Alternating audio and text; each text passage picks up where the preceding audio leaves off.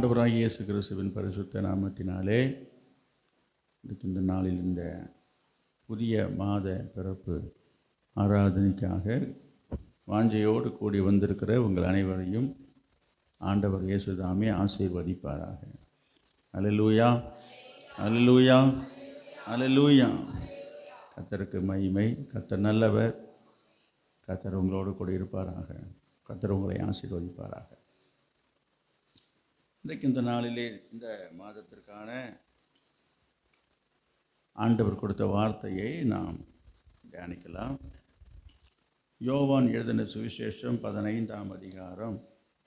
யோவான் எழுதின சுவிசேஷம் 15ஆம் அதிகாரம் 7வது வசனம். நீங்கள் என்னிலும் என் வார்த்தைகள் உங்களிலும் நிலைத்திருந்தால் நீங்கள் கேட்டுக்கொள்வது எதுவோ அது உங்களுக்கு செய்யப்படும். ஆமென். கர்த்தர் இந்த புதிய மாதத்திற்காக ஆண்டவர் கொடுத்த வார்த்தையை இப்போது நான் வாசிக்கிறேன். அது உங்களுக்கு செய்யப்படும். அது உங்களுக்கு செய்யப்படும். இன்னும் சுருக்கி சொன்னால் உங்களுக்கு செய்யப்படும். அது எது எது உங்களுக்கு செய்யப்படும்? பொதுவாக நம்ம எல்லாரும் நம்முடைய வாழ்க்கையில் நமக்கு நிறைய தேவைகள் உண்டு. நிறைய தேவைகள் மத்தியில் தான் நாம் எதிர்பார்த்து வாழ்ந்து கொண்டிருக்கிறோம். எனக்கு யார் என்ன செய்வான்? இந்த காரியத்தை யார் எனக்காக யார் செய்வான்? எனக்கு யார் செய்வான்? எனக்காக யார் செய்வான்? இந்த காரியத்தை இவர்கள் செய்தால் அது எனக்கு நலமாக இருக்குமே, உதவியாக இருக்குமே. இந்த காரியத்துக்கு குறித்து இவர் ஒரு ரெக்கமெண்டேஷன் அல்லது ஒரு சிபாரிசு, ஒரு பரிந்துரை செய்தால் இந்த காரியம் நடக்கும், இது செய்யப்படும் என்று பலவிதமான காரியங்களை குறித்து ஒரு எதிர்பார்ப்பு பொதுவாகவே நம்முடைய மனதில் இருக்கிறது. இந்த காரியத்தை இதை எனக்காக அல்லது எனக்கு இன்னார் அல்லது இவர்கள் செய்தால் நலமாக இருக்குமே. இவர் ஒரு கையெழுத்து போட்டார்னா எனக்கு இந்த காரியம் நடந்துடும். இவர் மட்டும் ஒரு வார்த்தை சொன்னார்னா எனக்கு இந்த காரியம், இந்த கடன் கிடச்சிரும், அல்லது லோன் கிடச்சிரும், அல்லது வேலை கிடச்சிரும். இவர் சொன்னார்னா, இவர் நினச்சார்னா, இவர் செய்தார்னா என்ற காரியம் எனக்கு கிடச்சிரும், இது நடந்துடும் என்று நிறைய காரியங்களை நான் சொல்ல முடியும். நம்முடைய குடும்பத்தை எடுத்துக்கொண்டாலும் சரி, குடும்பத்தின் சமாதானத்துக்காக இருந்தாலும் சரி, இவங்கள் வந்து பேசினா, இவர்கள் வந்து செய்தார், இது போல் எத்தனை காரியங்களுக்கோ எனக்காக அல்லது நமக்காக யாராவது செய்ய மாட்டாங்களா? யாராவது செய்வாங்களா? யாராவது செய்தால் நல்லா இருக்குமே அப்படின்னு நீங்கள் எதையெல்லாம் நினைச்சு மனசில் நினச்சிட்டு இருக்கீங்களோ, எதையெல்லாம் குறித்து நீங்கள் யோசிச்சுட்டு இருக்கீங்களோ, எதை குறிச்சோ அது எதையோ, நான் சொல்லாத எத்தனையோ காரியங்கள் இருக்கலாம். அதையெல்லாம் கர்த்தர் இந்த காலை வேளையிலேயே சொல்கிறாரு. அந்த வார்த்தையை இப்படி நீங்கள் கவனித்து படித்தா அது இந்த அது என்றது எது என்று சொன்னால், நீங்கள் உங்கள் மனசில் எதை நினைத்து கொண்டிருக்கீங்க, எதை எதிர்பார்த்து கொண்டிருக்கீங்க, எது நடக்காதா, கிடைக்காதா, வராதா, செய்ய மாட்டார்களா என்று எதை குறித்து நீங்கள் எதை குறித்து நீங்கள் நினைக்கிறீங்களா, அது உங்களுக்கு செய்யப்படும். புரியுதா? அது அந்த இடத்துல நீங்கள் நினைக்கிற அந்த காரியத்தை நீங்கள் நிரப்பிக் கொள்ளலாம். அது என்கிற வார்த்தையில் இடத்துல நீங்கள் எதை வேணாலும் வைத்துக்கொள்ளுங்க. கர்த்தர் இந்த காலை வேளையிலே, இந்த மாதத்தில் உங்களுக்கு சொல்கிற வார்த்தை என்னவென்றால், உங்களுக்கு செய்யப்படும்.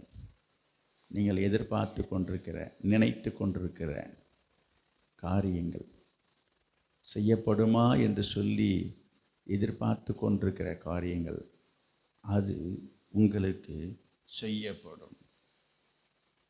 யாருக்கு செய்யப்படும்? யாருக்கு செய்யப்படும்? உங்களுக்கு செய்யப்படும். உங்களுக்கு செய்யப்படும். திரும்பவும் நான் கேட்குறேன், யாருக்கு செய்யப்படும்? இந்த கேள்விக்கு உங்கள் பதில் என்னன்னு பார்ப்போம். யாருக்கு செய்யப்படும்? யாருக்கு தெரியல. இந்த வசனத்தில் தான் பதில் இருக்குது.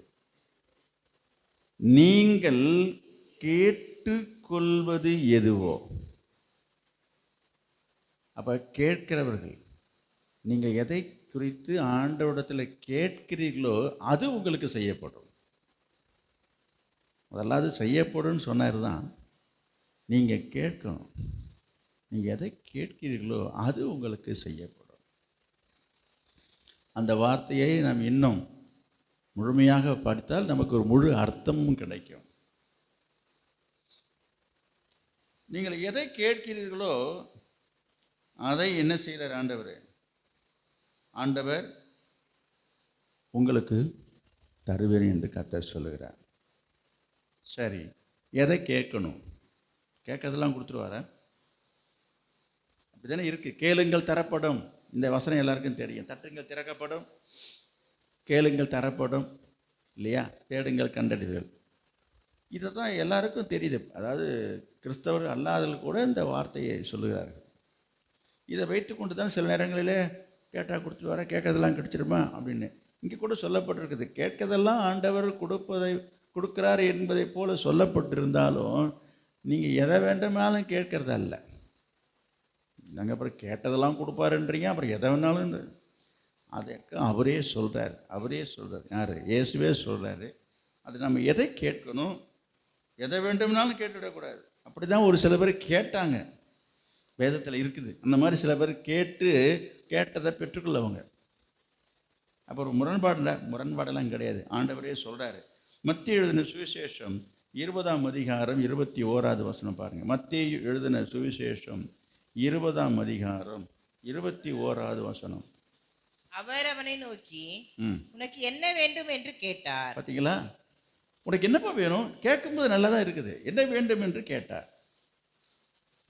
அதற்கு அவள், உம்முடைய ராஜ்யத்திலே என் குமாரராகிய இவ்விரண்டு பேரில் ஒருவன் உமது வலது பாரிசத்திலும் ஒருவன் உமது இடது பாரிசத்திலும் உட்கார்ந்திருக்கும்படி அருள் செய்ய வேண்டும் என்றாள். பார்த்தீங்களா? என்னது என்ன சொல்கிறாங்க? கேட்கணுன்றதுக்காக எதை வேணும்னு கேட்டுக்கிறதா? கேட்டே விட்டாங்க. அவங்களுக்கு 2 பிள்ளை, 2 பேரும் என்ன செய்யணுமா? ஒருத்தவங்க இயேசுநாதனுடைய வலது பக்கத்தில் இருக்கணுமா, இன்னொருத்தவங்க இடது. ஆடாடாடாடா.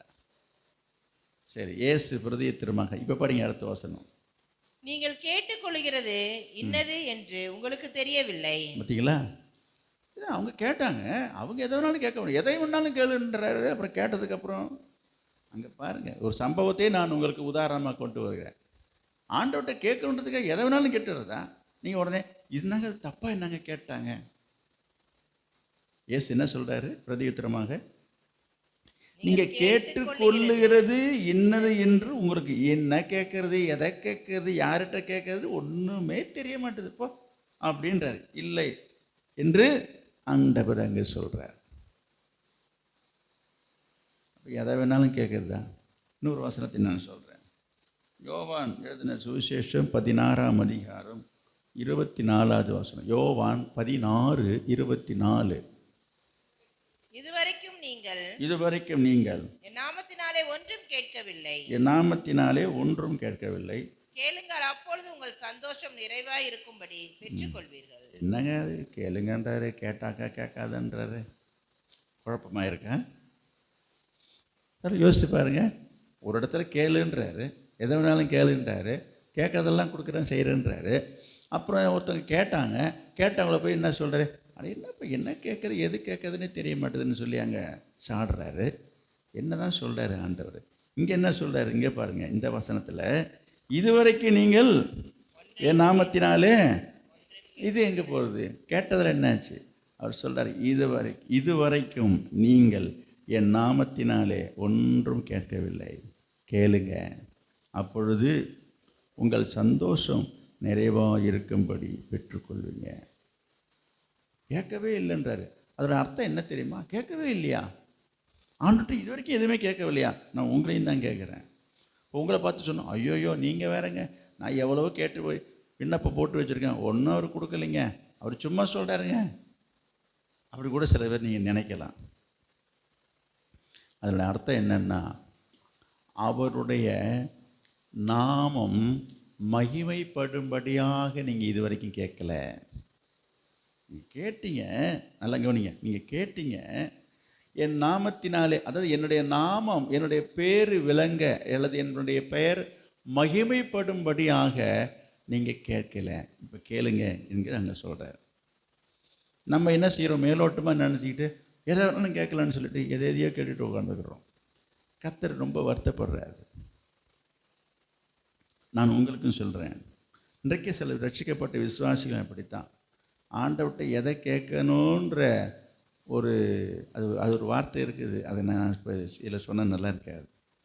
அது நீங்கள் சொல்லுங்கள் பார்ப்போம், யாருக்கு இந்த வார்த்தை வருதுன்னு. ஒரு மாதிரி வார்த்தை, அது இன்னும் தப்பான கெட்ட வார்த்தைலாம் கிடையாது. ஆண்டவர்கிட்ட போய் என்ன எதை கேட்கணுன்னே தெரியல, அதுக்கு ஒரு வார்த்தை நீங்கள் சொல்லுவீங்க. ஆனால் நீங்கள் பேசுகிற வார்த்தை தான் அது. யாரே சொல்கிறாங்க, அதே தான் அதுதான். இதை நான் இங்கேருந்து சொல்லக்கூடாது. எதை கேட்கறதே தெரியாமல் கேட்குறேன். இதை போய் என்ன போய் ஆட்ட போய் என்னையே கேட்குறீங்க? அப்போ ஆண்டவர்கிட்ட கேட்குறதுக்குன்னு ஒரு முறை இருக்குது. அப்படியா சொல்கிறீங்க? ஆமாம். அவர் சொல்கிறார், என் நாமம் மகிமைப்படும்படியாக ஆண்டவர்கிட்ட நீங்கள் கேட்கறதுனால ஆண்டவருக்கு என்ன உண்டாகணும்? மகிமைன்னா என்ன? ஆண்டவருக்கு ஒரு புகழ்ச்சி உண்டாகணும், ஒரு பெருமை உண்டாகணும், மகிழ்ச்சி உண்டாகணும். நீங்கள் கேட்கறத நினச்சி ஆண்டவர் சந்தோஷப்படும்படியான ஒரு காரியத்தை கேட்கணும். அப்படியா? அது எப்படி? சில நேரங்களிலே சில வீடுகளிலே நான் பார்த்துருக்கிறேன், சில சின்ன பிள்ளைகள் வந்து பேசும்போது எதையாவது பேசுது, எதையாவது கேட்குதுங்க. அதை பார்த்து பெரியவர்கள் சந்தோஷங்க, பாருங்கள் இது வயசு என்ன, அது என்ன கேள்வி கேட்குது பாருங்கள். இது நம்ம கொடுக்குறோமோ கொடுக்கலையோ, செய்கிறோமோ செய்யலையோ, அது கேட்கிற அந்த வார்த்தையினால் நம்ம ஈர்க்கப்பட்டு அதை பாராட்டுகிறதை நீங்கள் பார்த்துருக்கீங்களான்னு தெரியல. பாருங்க, இந்த வயசில் என்ன கேட்குறீங்க? நான் சொல்கிறது கேள்வி கேட்குற விதத்தை நான் சொல்ல வரல, அதுக்கு தேவை என்று கேட்கிற விதத்தை பற்றி நான் சொல்லுகிறேன். அதே போல தான் ஆண்டவர்கிட்ட கேட்கிற காரியம் விதமும் ஒன்று இருக்குது. ஆண்டவர் நாம மகிமைப்படும்படியாக கேட்கணும். அதற்கும் நான் வேதத்திலிருந்தே உங்களுக்கு உதாரணத்தை நான் சொன்னேன். இப்படி நான் பொதுவாக சொன்னால் உங்களுக்கு புரியாது. 1 ராஜாக்கள் 3ஆம் அதிகாரம் 5வது வசனம். 1 ராஜாக்கள் 3ஆம் அதிகாரம் 5வது வசனம்.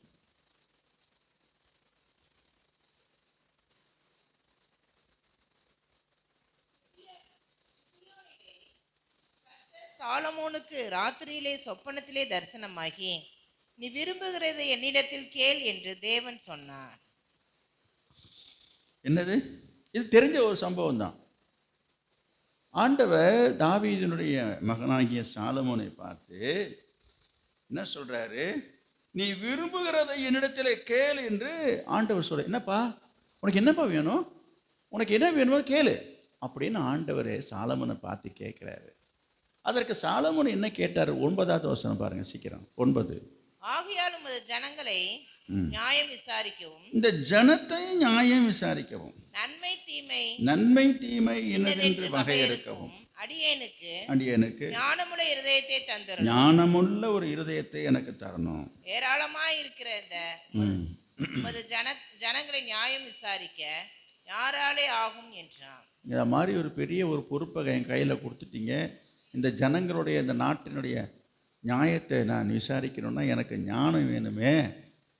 இப்படி சாலமோன் கேட்ட ஒரு காரியம் பாருங்க. உனக்கு என்ன வேணும்னு கேட்டதுக்கு அவன் கேட்டது, அதை குறித்து ஆண்டவர் என்ன சொல்றார்? அடுத்த வசனம். சாலமோன் இந்த காரியத்தை கேட்டது ஆண்டவருடைய பார்வைக்கு உகந்த விண்ணப்பமாக இருந்தது. அதை தான் அவர் மெச்சிக்கிறார். அவர் என்ன சொல்றது? நம்ம பாணியில் அப்படி நம்ம எக்ஸ்பிரஸ் பண்ணுறோம் பாருங்க. ஒரு சில நேரங்களிலே நம்முடைய எண்ணங்களுக்கு எதிர்பார்ப்புக்கும் மேலாக ஒருத்தங்க பேசுகிறாருன்னா நம்ம வியப்படை வைக்கிற ஒரு காரியம். நம்மை ஆச்சரியப்பட வைக்கிற ஒரு காரியம். அதுபோல் ஆண்டவரையே ஆச்சரியப்பட வைக்க அளவுக்கு சாலமோன் கேட்ட காரியம் ஆண்டவருக்கு அப்படியே ஒரு ஷாக் ஆயிடுச்சு. சே, என்ன காரியம் கேட்டான்ப்பா, நான் எதவோ அதையும் இதையும் கேட்பான்னு பார்த்தேன். அவருக்கு உகந்த விண்ணப்பமாக இருந்திருக்கிறது. பாருங்க, தொடர்ந்து படித்தா தெரியும் உங்களுக்கு. தேவன் அவனை நோக்கி, நீ உனக்கு நீடித்த நாட்களை கேளாமலும் உனக்கு நீண்ட ஆயுசு எனக்கு வேணும்னு நீ கேட்கலப்பா, ஐஸ்வர்யத்தை கேட்கல, எனக்கு நிறைய பணம் பண்டம் பொருள் வசதி காணி நிலம் பூமி வேணும் என்று, பொண்ணு பொருள் வேணும் என்று ஐஸ்வர்யத்தை கேளாமலும் நீ இந்த காரியத்தை கேட்டு நியாயம் விசாரிப்பதற்கு ஏற்ற ஞானத்தை உனக்கு வேண்டி கொண்டபடியினால உன் வார்த்தையின்படியே செய்தேன், ஞானமும் உணர்வும் உள்ள இருதயத்தை உனக்கு தந்தேன். சரி, கவனிங்க, நம்ம சீக்கிரமா போகணும் இல்லையா? கவனிங்க, இதை பார்த்து கேட்டதுமே ஆண்டவருக்கு ரொம்ப சந்தோஷம். நான் எதையாவது அதை இதை கேட்பேன்னு பார்த்தேன். என்ன கேட்டுருவேன்? நான் 100 வயசு வாழணும், எனக்கு நிறைய வசதி பணம் வேணும், காரு பங்களா வேணும், எனக்கு நிறைய பணம் வேணும், பொண்ணும் வெள்ளியுமா வேணும், அது வேணும், இப்படிலாம் நீ இதுதான் ஏன் பொதுவாக மனுஷர்களே கடவுள்கிட்ட போய் வர வேணும், இதுதான் வேணும்னு கேட்டேன், இதை தான் முதல்ல கேட்பாங்க. நீ அதெல்லாம் கேட்காம ஆண்டவரை ரொம்ப ஆச்சரியப்பட்டு இதெல்லாம் கேட்காம நீ கேட்டதுனால நீ கேட்டதையும் தரேன், நீ கேட்காததையும் தரேன். யோசித்து பாருங்க, நான் என்ன சொல்ல வருகிறேன்? ஆண்டவர்கிட்ட நம்ம கேட்கணும் தான், நான் இல்லைன்னு சொல்ல. ஆண்டவர் தான் நம்மளை கேட்கவும் சொல்கிறாரு. இங்கே கூட ஆண்டவர் தான் போய் கேட்க சொல்கிறார். என்ன, ஆண்டவர் தான் கேட்குறாரு, என்னப்பா வேணும் கேளு அப்படின்றாரு. என் நாமத்தினாலே நீங்கள் கேளுங்கன்ற ஆண்டவர் தான் சொல்கிறாரு. ஆனால் எப்படி கேட்கணும்? அதுமாரி தான் ஒரு அம்மா கேட்டுச்சு. இப்போ அதையும் நான் உங்களுக்கு சொன்னேன். என்ன அம்மா இதுமாரி கேட்டுட்ருக்கேன், எதை கேட்கணும்னு ஒரு விவசாயம் இல்லாமல் கேட்டுட்ருக்கேன். அதையும் நான் உங்களுக்கு சொன்னேன். புரியுதா? அப்போ எதை கேட்கணும் அதையும் இப்போ நான் உங்களுக்கு சொல்லிட்டேன். அப்போ ஆண்டவர்கிட்ட நம்ம எப்படி கேட்கணும்னா, எதை கேட்டாலும் அவருடைய நாமம் மகிமைப்படும்படியாக கேட்கணும். அவர் நாமம் மகிமைப்படும்படியாக என்னத்தை கேட்கறது? நீங்கள் என் நாமத்தினால் இது வரைக்கும் என் நாமத்தினாலே நீங்கள் ஒன்றுமே கேட்கலன்றார்.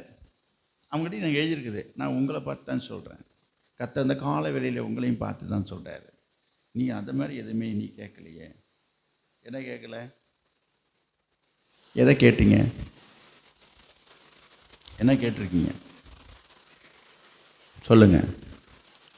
நான் சொல்கிறேன், ஆண்டவர்கிட்ட நீங்கள் கேட்க வேண்டியதை ஒருவேளை உங்களுக்கு தெரியலைனாலும் இப்போ சொல்கிறேன். சாலமோன் கேட்டது திருப்பி கேட்டால் அது காப்பி அடித்த மாதிரி ஆகிடுது. அப்படி கேட்டாலும் தப்பு இல்லை. சாலமோனை போல் நீங்கள் கேட்டாலும் தப்பு இல்லை. நான் அதுக்கு உங்களுக்கு இன்னும் கொஞ்சம் எக்ஸ்ட்ரா எடுத்து கொடுக்குறேன். என்ன கேட்கலாம் அப்படின்னா, ஆண்டவர்கிட்ட, ஆண்டவரே கவனிங்க, நான் உம்மை போல மாறணும். கவனிங்க, நான் உம்மை போல மாறணும், நான் உம்மை போல வாழணும், நான் உம்மோட வாழணும். இது எப்படி இருக்குது? சாதாரண விஷயந்தான் இப்போ நான் சொல்லியிருக்கேன். ரொம்ப பெரிய புதிர் போடலை. ஆனால் இந்த வார்த்தை, இப்படி நம்ம பேசுகிற இந்த வார்த்தை, நம்ம கேட்குற விதம் எப்படி இருக்குது? நான் ஒரு வார்த்தை சொல்லுவேன், அது அது அது சரியான வார்த்தை இல்லை. நீங்கள் புரிஞ்சுக்கிறதுக்காக நான் சொல்கிறேன். ஆண்டவருக்கே ஐஸ் வைக்கிற மாதிரி இல்லை. இது நான் உலக பாஷையில் சொல்கிறேன். அப்படிலாம் செய்வீங்களாம், அப்படி நான் சொல்லலை, அப்படி நான் சொல்ல. நீங்கள் புரிஞ்சுக்கிறதுக்காக இந்த வார்த்தையை நான் சொல்கிறேன். இப்படி நம்ம கேட்கணும். அப்போ ஆண்டவர் சந்தோஷப்படுவாரா இல்லையா? யோசித்து பாருங்கள். அப்போ நீங்கள் கேட்குற விதங்களை இந்த காரியத்தை கொடுத்து கேட்குறீங்களா? ஆனால் அப்படி தாங்க கேட்குறேன் அப்படின்னு நீங்கள் சொல்லுவீங்க. நான் இன்னும் நான் சொல்கிறேன், கர்த்தர்கிட்ட நீங்கள் கேட்க வேண்டியது எப்படின்னா, அவர் நாம மகிமைப்படும்படியாக, அவர் உள்ள சந்தோஷப்படும்படியாக நீங்கள் கேட்கிறதை குறித்து நினைத்து ஆண்டவர் மகிழ்ச்சி அடையும்படியாக கேட்க வேண்டியது என்ன தெரியுமா? ஆண்டவரே, நான் உங்களை போல பேசணும். எப்படி எப்படி எப்படி உங்களை போல் என் வாயிலேருந்து வர வார்த்தை பேச்செல்லாம் எப்படி இருக்கணும்? நீங்கள் எப்படி பேசுகிறீங்களோ அதே மாதிரி பேசணும் ஆண்டவரே. அப்படி கேட்டிருக்கீங்களா? அப்படி கேட்கணும் ஜெபத்தில். உங்களை போல் ஒரு குணம் வேணும். நான் ஒரு முரட்டு சுபாவம் உள்ளவனாக இருக்கிறேன், நான் ஒரு முரட்டு குணம் பிடிச்சவனாக இருக்கிறேன், அடிக்கடி எனக்கு கோபமாக வருது. ஆண்டவரே, எனக்கு நல்ல குணத்தை தாங்கப்பா, எனக்கு ஒரு சாந்த குணத்தை தாங்கப்பா. ஏசு எப்படிப்பட்டவன்னு சொல்கிறதுக்கு, நான் சாந்தமும் மனத்தாழ்மையும் உள்ளவனாக இருக்குன்னு சொல்லி இயேசு தன்னை பற்றி சொல்கிறாரு. அப்போ நம்ம எப்படி வேண்டிக்கணும்? ஆண்டவரே, உங்களை போல நானும் ஒரு சாந்த குணம் உள்ளவனாக இருக்கணும், ஒரு தாழ்மை உள்ளவனாக இருக்கணும். அப்படியே நீங்கள் கேட்டிங்களா? நிறைய பேர் தினமும் ஜெபிக்கிறாங்க. காலையில் ஜெபிக்கிறாங்க, சாயந்தரம் ஜெபிக்கிறாங்க, ராத்திரி ஜெபிக்கிறீங்க. எத்தனையோ காரியங்களுக்கு நீங்கள் ஜெபிச்சிட்டு இருக்கீங்க. நீங்களாம் ஜெபிக்கவில்லை என்று நான் சொல்லவில்லை. ஊருக்கு ஜெபிக்கிறீங்க, உலகத்துக்கு ஜெபிக்கிறீங்க, நாட்டுக்கு ஜெபிக்கிறீங்க, தேசத்துக்கு ஜெபிக்கிறீங்க. அப்படியே அப்பா, தேசத்துக்காகவே நீங்கள் திறப்பின் வாசலில் நிற்கிற பெரிய ஆள் நீங்களாம். நான் உங்களை கேட்குறேன், உங்களுடைய சுவாபம், உங்களுடைய குணம், உங்களுடைய சிந்தை, உங்களுடைய எண்ணம் மாற வேண்டும் என்று சொல்லி நீங்கள் கேட்டது உண்டா? உன்னுடைய பிடிவாத குணம், உன்னுடைய வைராக்கிய குணம், உன்னுடைய வீம்பு குணம் போகணும். என் வீம்பு வைராக்கியம் எத்தனை பேருக்கு இருக்குது? நான் பேச மாட்டேன், நான் போக மாட்டேன், நான் செய்ய மாட்டேன், நான் பார்க்க மாட்டேன். ஒரு சபைக்குள்ளே இருந்துக்கிட்டு, ஒரு குடும்பத்துக்குள்ளே இருந்துக்கிட்டு, ஒரே ஊருக்குள்ளே இருந்துக்கிட்டு எத்தனை பேர் ஒற்றுமையாக இருக்கீங்க, ஒரு மனமாக இருக்கீங்க? அவங்களாம் இருக்க முடியல தானே? இல்லை தானே? அதை முதல்ல ஒத்துக்கிட்டாத நீங்கள் ஆண்டுகிட்ட கேட்குறீங்களா? என்ன ஆண்டவர், நீங்கள் சொல்கிற மாதிரி என்னால் இருக்க முடியலையே, எனக்கு அந்த சகிப்புத்தன்மை இல்லையே, எனக்கு அந்த பொறுமை இல்லையே, எனக்கு அந்த தாழ்மை இல்லையே. கேட்டிருக்கீங்களா? ஜபம்லாம் அழகாக ஜபம் பண்ணுறோம். ஜபத்தில் உங்களை தட்டிக்கு யாருமே கிடையாது. ஜப வீரர்கள், ஜப வீராங்கனைகள் நீங்கள்லாம். ஜெபிக்கிறீங்களா? கேட்டிருக்கீங்களா? நான் சொல்ல வருது, ஆண்டவர் நாமம் மகிமைப்படும்படியாக. அப்போ ஆண்டவர் என்ன நினைப்பார்?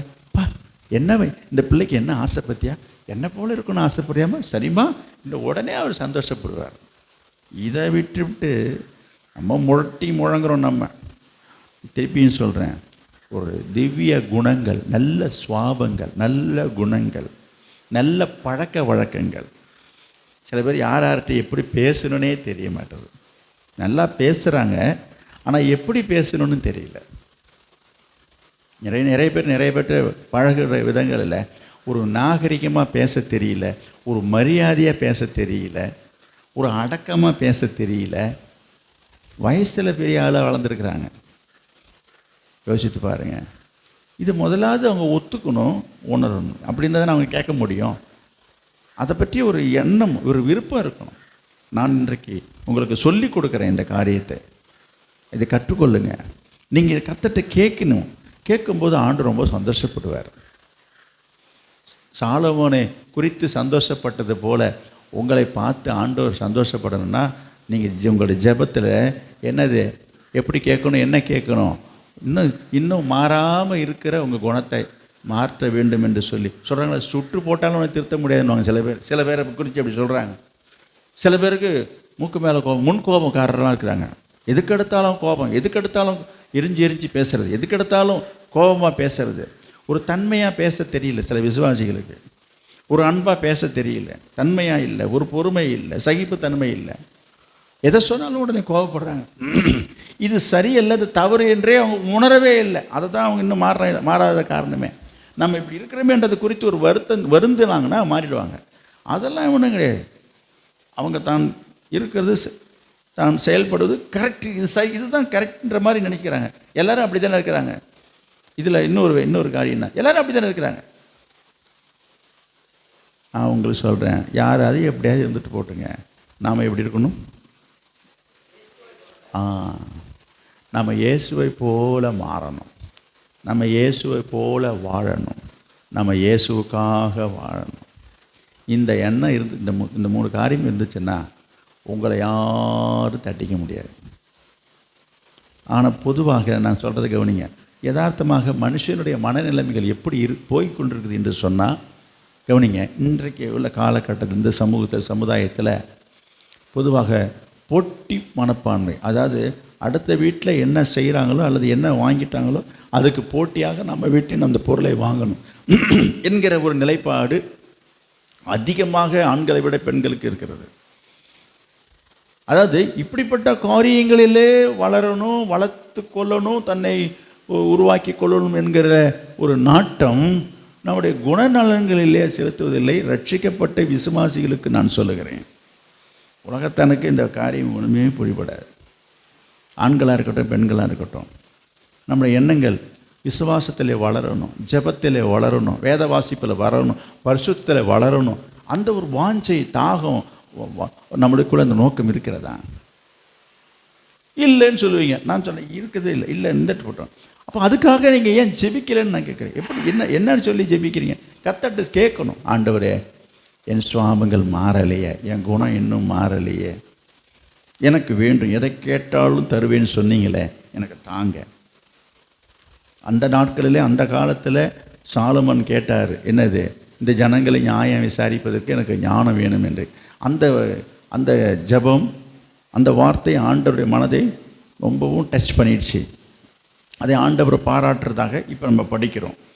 நான் திரும்பியும் சொல்கிறேன், அதையே நீங்கள் திரும்ப கேட்டாலும் தப்பு இல்லைன்னு நான் சொல்லிட்டேன். அதனால் அவர் கேட்டுட்டதுனால நீங்கள் கேட்க வேணான்னு சொல்லலை. அப்போ நம்ம ஒரு காரியத்தை உணர்ந்து கொள்ளணும், புரிஞ்சு கொள்ளணும். என்னது, ஓ இப்படிலாம் கேட்டால் ஆண்டவருக்கு ரொம்ப சந்தோஷம் போல் தெரியுது. அப்போ நாம் என்ன கேட்கலாம்? இப்போ நான் சொல்லிக் கொடுக்குறது, இப்போ நான் சொல்கிறது தான். உங்களுடைய குணம் மாற, உங்கள் சுவாபம் மாற என்ன பண்ணியிருக்கீங்க சொல்லுங்கள். எத்தனை வருஷம் ஆனாலும், எத்தனை வயசானாலும், இன்னும் சிலருடைய இந்த ஜென்ம சுவாபம்னு சொல்லுவாங்க, சுவாபங்கள் மாறுறதே கிடையாது. அதற்காக நீங்கள் வருந்துறீங்களா? நம்ம இப்படி இருக்கிறோமே, இவ்வளோ வயசாகியும் இன்னும் நம்ம குணம் இப்படியே இருந்துகிட்டு இருக்குதே அப்படின்றத குறித்து என்னைக்காவது நம்ம வருந்திருந்தால் ஆண்டவங்களை மாற்றிருப்பார். நிறைய பேர் அந்த எண்ண உணர்வு இருக்குதான்னு எனக்கு தெரியல. ஒரு சிலர் வளர்ந்து கொண்டு வராங்க, ஒரு சிலர் கர்த்தர் பார்க்குறார், நானும் கவனிப்பேன். நாளுக்கு நாள் கொஞ்சம் கொஞ்சமாக அவருடைய குணங்கள், சுவாபங்கள், பழக்க வழக்கங்கள்லேருந்து ஒரு மாற்றத்தை நான் பார்க்கிறேன், ஒரு வளர்ச்சியை நான் பார்க்குறேன். நான் பார்க்குறேன்னு இல்லையா, கர்த்தர் பார்க்குறார். இப்போவும் நான் சொல்கிறேன், நான் மெச்சிக்கொள்வதற்கல்ல, கர்த்தர் உங்களை மெச்சிக்கொள்ளும்படியாக கர்த்தருக்கு கேளுங்கன்னு நான் சொல்கிறேன். என்னது, என்ன கேட்கணும்? ஆண்டவரிடத்தில் உங்களுடைய நல்ல சுவாபங்களுக்காக, மாற்றத்துக்காக ஆண்டவர்கிட்ட கேளுங்க. ஒரு குடும்பத்தை எப்படி நடத்தணும், எப்படி ஊழியம் செய்யணும், ஆத்துமாக்களை எப்படி ஆதாயம் பண்ணணும் கேளுங்க. ஐயோ எனக்கு ஒன்றும் தெரியலன்னு சில பேர் சொல்லுவாங்க. ஐயோ எல்லோரும் பிறக்கும்போதே எல்லாருக்கெல்லாம் தெரிஞ்சுக்கின்றது கற்றுக்கொண்டா வராங்க. கர்த்தர் தான் அந்த கிருபையை தருகிறார். அதுதான் உண்மையை சொல்கிறேன். ஆண்டவர் அந்த கிருபையை தருகிறார். ஒரு முறை ஒரு ஊழியக்காரர், என்னுடைய நண்பர், உங்களுக்கு தெரிஞ்சவர் தான், இப்போ இல்லை, ஆரம்ப நாட்களில் நான் சொல்கிறது, நான் ஊழிய தொடக்க நாட்களில் நான் கர்த்தருக்கு முன்பாக தாழ்மையாக ஒரு காரியத்தை, ஒரு சாட்சிக்காக நான் சொல்லுகிறேன். பொதுவாக நீங்கள் என்னை பல வருஷமாக என்னை பார்த்து கொண்டிருக்கிற விசுவாசிகள் நிறைய பேர் இருக்கீங்க. என்னோட கூட பயணித்து கொண்டிருக்கிற விசுவாசிகள் அநேகர் இங்கே இருக்கீங்க. பல ஆண்டுகளாக என்னை பற்றி ஓரளவுக்கு உங்களுக்கு தெரியும். நான் சாதாரணமாக மைக்கில் பேசுகிறத சொல்ல, பிரசங்கத்தை பற்றி நான் பேசலை. ஒரு நபரிடத்தில் உட்கார்ந்து பேச தொடங்கி விட்டால் நான் ஸ்டாப். சில பேருக்கு தெரியும். ஆனால் அதுக்காக வீணான காரியத்தை பேசுகிறேன்னு சொல்லலை. சொல்ல வந்த விஷயம் என்னென்னா, ஒரு சுவிசேஷம் சொல்லணுமா, தனியாக ஒரு நபர்கிட்ட போய் உட்கார்ந்து இயேசுவை பற்றி சொல்லணும்னு சொன்னால் எனக்கெல்லாம் ஒரு துருப்பு கிடைச்சா போதும், ஒரு ஆள் கிடைச்சிட்டா போதும், நிறுத்துறது தான் கஷ்டம். இதை அவர் பார்த்துக்கிட்டே இருந்தார். என் கூட இருக்கும்போது நான் இந்த மாதிரி பல இடத்துல பேசுகிறத பார்த்துட்டு அவர் என்கிட்ட கேட்டார். நான் அப்படி என்னை குறித்து நான் அப்படி நினைக்கவும் இல்லை. அவர் என்ன கேட்டார், அது எப்படிங்க உங்கள்கிட்ட அப்படி பேச முடியுது, என்னால் அப்படி பேச வரல. ஆனால் அவர் நல்ல பிரசங்கம் பண்ணுவார். அவர் சொல்கிறார், நான் நல்ல பிரசங்கம்னா பிரசங்கத்தில் மைக்கில் பேச முடியும், இயேசுவை பற்றி பேச முடியும், சுவிசேஷத்தை பிரசங்கிக்க முடியும், ஒரு காஸ்பல் சொல்லணும்னா அதெல்லாம் முழங்குவார். அவர் சொல்கிறார், எனக்கு அந்த மாதிரி பேச தான் வருது, தனியாக ஒரு நபர்கிட்ட போய் உட்காந்து பேசுகிறதுக்கு எனக்கு பேச்சுக்கு வரல, அதை அந்த டெக்னிக் என்னென்னு எனக்கு கொஞ்சம் சொல்லிக்கூடாதுன்னு கேட்குறாரு. ஐயோ, அவர் என்னை விட பிரில்லியன்ட்டு, என்னை விட திறமைசாலி. அவர் இன்றைக்கும் ஒரு நல்ல ஒரு பெரிய ஊழியக்காரராக தான் இருக்கிறார். நான் என்ன சொல்ல வருகிறேன்றதை பாருங்க. அவர் கேட்டது இன்னும் என் ஞாபகத்தில் இருக்குது. நான் என்ன நினச்சிக்கிட்டேன், இது ஒன்று நான் ஒன்று என்னை குறித்து நான் ஒரு பெரிய நான் ஒன்று திறமையாக நான் என்னை எண்ணிக்கொள்ளவில்லை. இப்போவும் சொல்கிறேன். ஆனால் ஒரு காரியம் எனக்கு ஞாபகத்தில் இருக்குது. நான் ரட்சிக்கப்படுகிற வரைக்கும், ஆண்டவரை அறிஞ்சு கொள்கிற வரைக்கும் புரியுதா? என்னை யாரும் நீங்கள் பார்த்துருக்க வாய்ப்பே கிடையாது. நான் ரட்சிக்கப்படுவதற்கு முன்பு உள்ள காரியத்தை பற்றி சொல்கிறேன். நீங்கள் உள்ளவங்க யாருக்குமே என்னை பற்றி தெரிய வாய்ப்பே கிடையாது. நான் சொல்கிறேன், நான் யார்கிட்டையும் சரியாக பேச மாட்டேன். நான் உண்டு என் வேலை. அதை ரிசர்வ் டைப்புன்னு சொல்லுவாங்க. கூச்ச சுவாபம் உள்ளவன். யார்கிட்டையுமே பேசுகிறதுக்கு எனக்கு ஒரு தயக்கமாக இருக்கும். ஏதாவது என்னன்னு கேட்டால் என்னன்னு பதில் சொல்லிட்டு போயிட்டே இருப்பேன். அப்படி ஏதாவது கேட்டால் கூட அந்த ஒரே வார்த்தையில் என்னப்பா என்ன படிக்கிறேன் அவ்வளோதான். அதுக்கு மேலே நான் வந்து பேசுறதுக்கு எனக்கு வராது, பேசவும் தோணாது. இப்படி ஒரு சுவாபத்தில் வளர்ந்தவன். படிக்கிற வரைக்கும், காலேஜில் படிக்கிற வரைக்கும் அப்படித்தான். சில பேர்லாம் உட்காந்துட்டு அரட்டை அடிக்கிறாங்க பார்த்தீங்களா? இப்போ உள்ள ஸ்டேஜில் நீங்கள் பார்த்துருக்கீங்க. இங்கேயும் நம்ம பார்க்குறோம். நம்ம சபையில் இன்றைக்கி கொஞ்சம் நேரம் அவங்கள ஃப்ரீயாக விட்டு பாருங்களேன். என்ன கதை அடிக்கிறாங்க, என்ன அரட்டை அடிக்கிறாங்க, ஒரே சிரிப்பு தான், கும்மாளம் தான். பார்த்துட்டு தானே இருக்கீங்க. எனக்கு என்னன்னே தெரியல. எனக்கு அந்த பழக்கமே கிடையாது. எனக்கு அது தெரியவும் தெரியாது. நான் பார்த்த வேடிக்கை பார்ப்பேனே தவிர நான் அதில் போய் கலந்துக்கிறதோ பேசுகிறதோ எனக்கு அந்த சுவாபமே கிடையாது. எனக்கு பேசவே வராது. ஒருத்தவங்கள்ட்ட போய் ஒரு காரியம் பேசணுன்னா ரொம்ப தயக்கமாக இருக்கும். எனக்கு பேசுகிறதுக்கு ஒரு தயக்கமாக இருக்கும். இதுபோல் ஒரு சுவாபம் உள்ள என்னை தான் ஆண்டவர் ரட்சித்தார் 1983. ரட்சிக்கப்பட்ட பிற்பாடு கவனிங்க, ஏற்கனவே எனக்கு பேச தெரியாதனால, ஆனால் அந்த சுவிசேஷம் சொல்கிற இடத்துக்கெல்லாம் நான் கூட போவேன். அங்கே அந்த சபையில் மயிலாடுதுறையில் அவங்கெல்லாம் இயேசுவை பற்றி சொல்கிறத கேட்க கேட்க எனக்கு ஒரே ஆவலாக இருக்கும். என்ன ஆவல்னா, நம்ம அப்படி பேச முடியலையே, நம்ம அவங்கள்ட்ட எனக்கு இயேசுவை பற்றி சொல்லணுன்ற ஆசை ஆதங்க என் உள்ளத்தில். ஆனால் சொல்லத்துக்கு வார்த்தை வரல, தெரியல, எப்படி சொல்கிறதுன்னு தெரியல.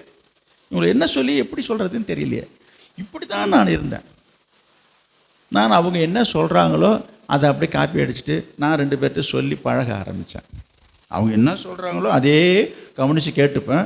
அவங்க 10 வார்த்தை சொன்னாங்கன்னா அதில் ஒரு 4 வார்த்தை அவங்கள்ட்ட போய் சொல்லி, இப்படித்தான் என்னோடய ஆரம்ப நாட்கள் இருந்தது.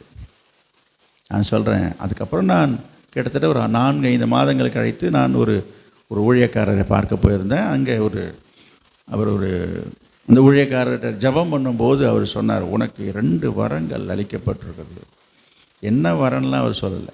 உனக்கு 2 வரம், கையை வச்சு அப்படி சொன்னார். அவர் தீர்க்கதரிசி. உனக்கு 2 வரங்கள் அளிக்கப்பட்டிருக்குதுன்னாரு. சொல்லிவிட்டு அதில் ஒன்று சொன்னார், ஆண்டவருடைய அக்கினி உன்னுடைய நாவில் வைக்கப்பட்டிருக்குது. அப்போ அவர் சொன்னது சொல்கிறேன். இன்னொன்று என்னன்னு அவர் என்கிட்ட சொல்லலை, இதுதான் சொன்னார். அதுக்கு அப்புறமா தான் நான் அதிகமாக இயேசுவை பற்றி பேசுவதற்கு தடை இல்லாமல், தடங்கள் இல்லாமல், சரளமாக இயேசுவை பற்றி சுவிசேஷம் தான். இயேசுவை பற்றினா என்ன, இப்போ நான் பேசுகிறதை நீங்கள் பார்க்குறீங்க. எத்தனை பேர் இங்கே வந்தாலும் உட்கார வைத்து சிலர்கிட்ட பேசுகிறதை நீங்கள் கவனிச்சிருப்பீங்க. இல்லை உங்கள்கிட்டையும் சரி மற்றவர்கிட்டையும் சரி. இது தாங்க கிருபைன்னு நான் சொல்ல வரேன். இது என்னுடைய திறமை நான் சொல்ல வரல. என்ன சொல்ல வரேன், அப்போ நம்ம அந்த கேட்கணும். இந்த வாஞ்சை தாகம் எனக்குள்ளே இருந்தது. கர்த்தர் எனக்கு அதை கொடுத்தார். அதை இன்றைக்கு நிறைய பேர் சொல்கிறது என்னென்னா, இவர்கிட்ட போய் பேச தொடங்கினா பேச்சை நிறுத்துறது தான் கஷ்டம். அது உண்மை தான். நேரத்தை பார்த்து வேணால் நான் நிறுத்தலாம். விடிய விடிய விடிய விடிய கூட நான் பேசுவதற்கு சளைக்கவே மாட்டேன். நேரம் ஆயிடுச்சுன்றதை பற்றியெல்லாம் நான் யோசிக்கிற ஆளே கிடையாது. அப்படிலாம் ஆண்டவர் எனக்கு கிருபை. அதுக்காக அப்படி பேசணும்னு நான் சொல்ல வரல, பேசணும்னு நான் சொல்ல வரல. கவனிங்க, கிருபைக்கு நான் சொல்கிறேன். இது போல் ஆண்டவரிடத்தில் நான் உங்களுக்கு சொல்லிக் கொடுக்குற விஷயம் என்னன்னா, அந்த வாஞ்சை வேணும்னு சொல்ல வரேன். என்ன வாஞ்சை வேணும்னா, கவனிங்க, ஆண்டவரை போல மாறணும், ஆண்டவரை போல வாழணும், ஆண்டவருக்காக வாழணும். அவருடைய சுவாபங்கள் நமக்கு வேணும். அப்படியே நீங்கள் கேட்கும் பொழுது கர்த்தர் உங்களுக்கு செய்வார். எனவே உங்களுடைய குணங்கள் மாற, சுவாபங்கள் மாற, உங்களுடைய பழக்க வழக்கங்கள் மாறுறதுக்காக நீங்கள் ஜெபித்தது உண்டா, கேட்டது உண்டா? நீங்கள் நாமத்தினாலே இது வரைக்கும் கேட்டதே இல்லைன்றாரு.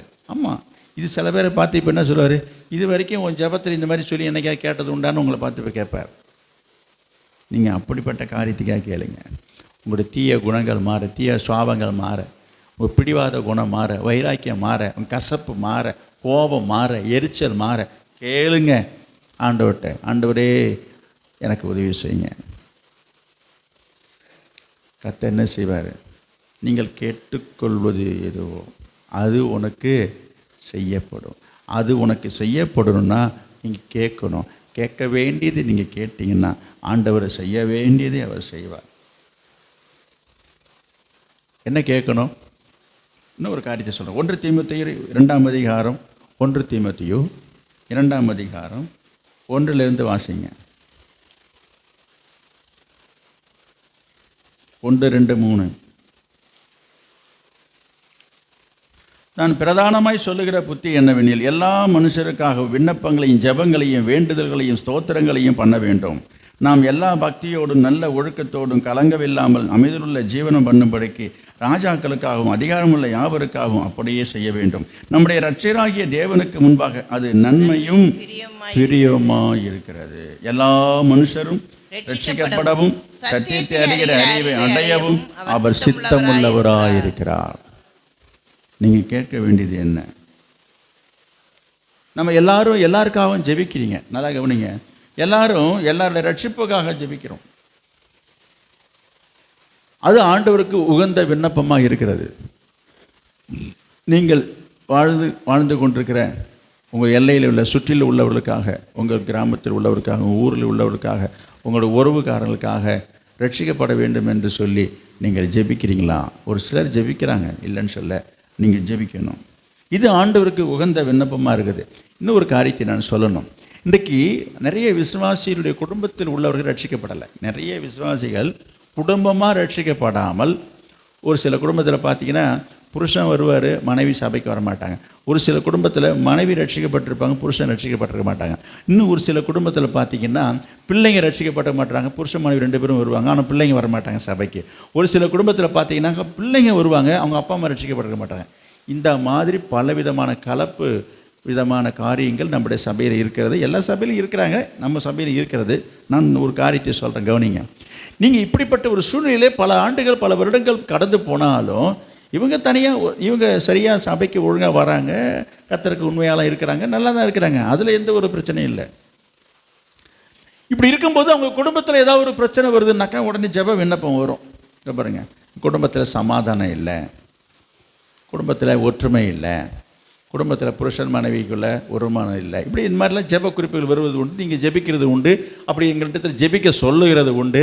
குடும்பத்தில் வீட்டில் ஒரே சண்டையாக இருக்குதுங்க, இப்படிலாம் சொல்லி நம்ம ஜெபிக்க விரும்புகிறோம். நான் சொல்கிறேன், நல்லது, ஜெபம் பண்ணணும், அந்த ஜெபம் அவசியம். ஆனால் நல்லா கவனிங்க, ரட்சிக்கப்படாத அவர்களை ரட்சிக்கப்படலையே என்று அதற்கு முன்னுரிமையும் முக்கியத்துவம் கொடுத்து ஜெபித்தது உண்டா? அவங்களுடைய சுகத்துக்காக ஜெபிக்கிறீங்க, நல்லா கவனிங்க. அவங்க சுகத்துக்காக அவங்க உடம்பு சரியில்லைன்னா உடனே ஒரு ஜெப விண்ணப்பம் கொண்டு, எங்கள் அம்மாவுக்கு உடம்பு சரியில்லை, எங்கள் அப்பாவுக்கு உடம்பு சரியில்லை, என் அண்ணனுக்கு உடம்பு சரியில்லை, ஹாஸ்பிட்டலில் இருக்காரு, ஜெபம் பண்ணுங்க. ஜெபிப்போம், ஜெபம் பண்ணணும் தான். இப்படி அநேக காரியங்களுக்காக என்ன பண்ணுறோம்? அவங்க திருமணத்துக்காக ஜெபம் பண்ணுங்க, வயசு ஏறிட்டே போகுதுங்க, என் குடும்பத்தில் இத்தனை எப்படி ரட்சிக்கப்படாத பிள்ளைக்கு கல்யாணத்துக்காக ஜெபம் பண்ணணும். நான் ஜெபம் பண்ணுறேன், நான் ஜெபம் பண்ணலன்னுலாம் சொல்லல. இப்போ இப்படிலாம் நம்ம என்ன பண்ணுறோம்? விண்ணப்பங்களை கொண்டுட்டு வரோம். அதுக்காக ஜெபம் பண்ணுங்க, அவருக்கு வேலை கிடைக்கணும் ஜெபம் பண்ணுங்க, கல்யாணம் நடக்கணும் ஜெபம் பண்ணுங்க. பிள்ளை படிச்சுட்டு இருக்கிறாங்க, அவன் சபைக்கே வந்திருக்க மாட்டான், வர்றதும் கிடையாது, அவன் இப்போ +2 எழுதுகிறாங்க, ஒரு ஜெபம் பண்ணுங்க. எத்தனை காரியங்கள் போயிட்டுருக்கு பாருங்க. உடம்பு சரியில்லையே, ஹாஸ்பிட்டல் இருந்தாங்கன்னா, இந்த மாதிரி அடிபட்டு போச்சு, ஆக்சிடென்ட் ஆச்சுங்க, என் பையனுக்கு ஜெபம் பண்ணுங்க. ஜெபம் பண்ணுவோம், இல்லைன்னு நான் சொல்ல. இந்த மாதிரி 1008 காரியங்களுக்கு ஜெபம் பண்ணுறோம். நம்ம பிள்ளைக்கு வேலை கிடைக்கணும், வெளிநாட்டுக்கு போகணும், கல்யாணம் நடக்கணும், குழந்தை பிறக்கணும், என்ன ஏதாவது ஒரு தொழில் வியாபாரம் செஞ்சால் அதுக்கு ஒரு ஜெபம் பண்ணணும், புதுசாக ஒரு வண்டி வாங்கிட்டு வந்தால் அதுக்கு ஒரு ஜெபம் பண்ணணும், காரு வாங்கணுமா, லாரி வாங்கணுமா, எல்லாத்துக்கும் ஜெபம் பண்ணுறோங்க. கொண்டாந்து இங்கேயும் அவங்க ரட்சிப்புக்காக ஜெபம் பண்ணுறோமா? நான் பண்ணிட்டு தானே இருக்கிறோம், நான் இல்லைன்னு நான் சொல்லலை, நீங்கள் சொல்லலைன்னு நான் சொல்லலை, நீங்கள் அதற்கு முக்கியத்துவம் கொடுக்க வேண்டும் என்று நான் சொல்கிறேன். எல்லா காரியத்துக்கும் முக்கியத்துவம் கொடுக்குறோம். ஐயோ, இன்னும் அவன் ரட்சிக்கப்படலையே, என் குடும்பம் இன்னும் ரட்சிக்கப்படலையே, என் பாட்டி தாத்தா ரட்சிக்கப்படலையே, எங்கள் அம்மா ரட்சிக்கப்படலையே, என்ன எங்கள் ஸ்டெப் எடுத்திருக்கீங்க? இது ஆண்டவருக்கு உகந்த விண்ணப்பமாக இருக்கிறது. இது போன்ற காரியங்களுக்காக நீங்கள் ஜெபிக்கணும்.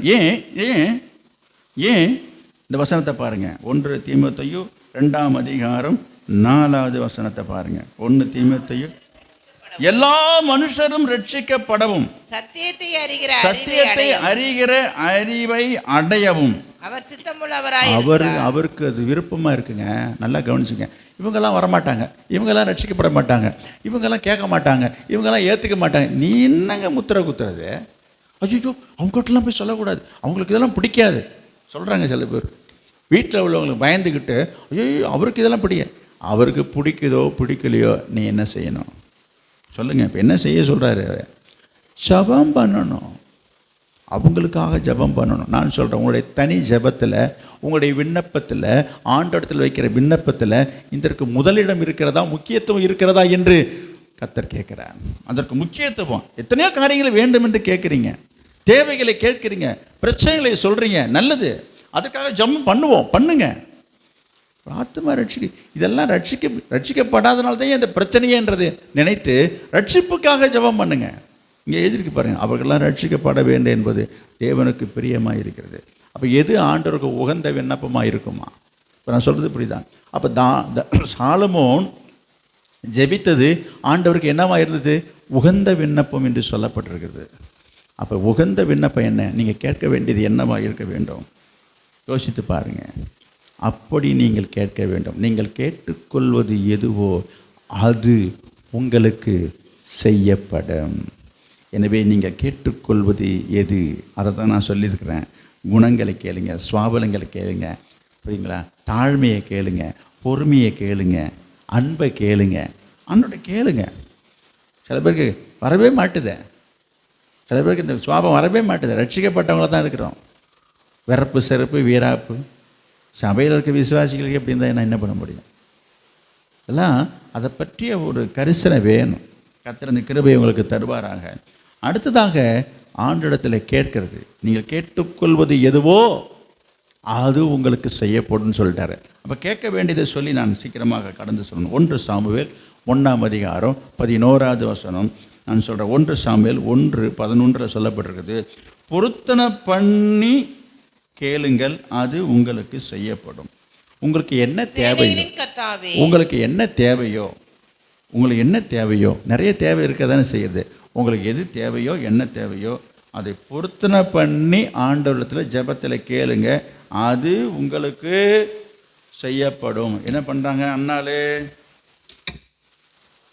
சேனைகளின் கர்த்தாவே, தேவரீர் உம்முடைய அடியாளின் சிறுமையை கண்ணோக்கி பார்த்து உம்முடைய அடியாளை மறவாமல் நினைத்தருளி உமது அடியாளுக்கு ஒரு ஆண் பிள்ளையை கொடுத்தால் அவன் உயிரோடு இருக்கும் சகல நாளும், அவள் உயிரோடு இருக்கிற வரைக்கும் நான் அவனை கர்த்தருக்கு ஒப்பு கொடுப்பேன்.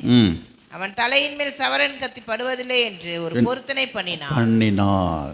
பாருங்க, நீங்கள் கேட்குற விஷயங்கள் இல்லை, இப்போ சொல்கிறேன். உங்களுடைய தனிப்பட்ட தேவைகள் எதுவாக இருந்தாலும் ஆண்டவரிடத்தில் விண்ணப்பம் வைக்கும் பொழுது பொருத்தனை பண்ணி கேளுங்க, அது உங்களுக்கு செய்யப்படும். அது உங்களுக்கு செய்யப்படும். செய்யப்பட வேண்டிய காரியங்கள் எதுவாக இருந்தாலும் சரி, கிடைக்கலையா, செய்யப்படலையா, பொருத்தனை பண்ணுங்க. கர்த்தர்ட்ட போய் அண்ணாளை ஒரு பொருத்தனை பண்ணுனா, எனக்கு ஒரு குழந்தைய கொடுத்தீங்கன்னா அந்த குழந்தைய நான் என்ன செய்வேன்? ஆண்டவருக்கே கொடுத்துட்றேன், ஆண்டவருக்கு ஊழியம் செய்யட்டுன்னு. இது அவருடைய பொருத்தனை. உங்களுக்கு நீங்கள் என்ன செய்யணும்னு நினைக்கிறீங்களோ நீங்கள் பொருத்தனை பண்ணிக்கங்க. பொருத்தனை என்பது யார்கிட்டையும் கேட்டு சொல்லிட்டு செய்கிறது இல்லை, உங்கள் மனசுலேருந்து வரணும். அது நீங்கள் கொஞ்சம் சொல்லுங்களேன், என்ன பொருத்தனை பண்ணிக்கலான்னு. யார் என்னட்டு வந்து யாராவது கேட்டிங்கன்னா இது என்னங்க, இது பொருத்தனை நீங்கள் தான் பண்ணணும். நான் சொல்லி அந்த காரியத்தை வைத்து நீங்கள் பொருத்தனை பண்ணுறது அது பொருத்தனையே இருக்காது. நான் சொல்கிறது புரியுதா உங்களுக்கு? ஒரு உதாரணத்துக்கு நான் சொல்கிறேன். உங்களுக்கு ஒன்றும் ஐடியா இல்லை, தோணலை, எனக்கு பொருத்தனை பண்ணணும்னு சொன்னீங்க, எனக்கு ஒரு காரியம் இருக்குது, ஆனால் என்ன பொருத்தனை பண்ணணும்னு தெரியல, கொஞ்சம் யோசனை சொல்கிறீங்களா? நல்லா கேட்டுங்க. நான் உதாரணத்துக்கு தான் பேசுகிறேன். நான் பொதுவாக இப்படிப்பட்ட ஆட்களுக்கு நான் யோசனை சொல்கிறதே இல்லை, சொல்லவும் மாட்டேன். நீங்கள் கேட்டாலும் சொல்ல மாட்டேன், உண்மையை சொல்கிறேன். அது என்னுடைய காரியம் இல்லை. இது ஒரு பொதுவான ஆலோசனை கொடுத்துட்டேன், அவ்வளோதான்.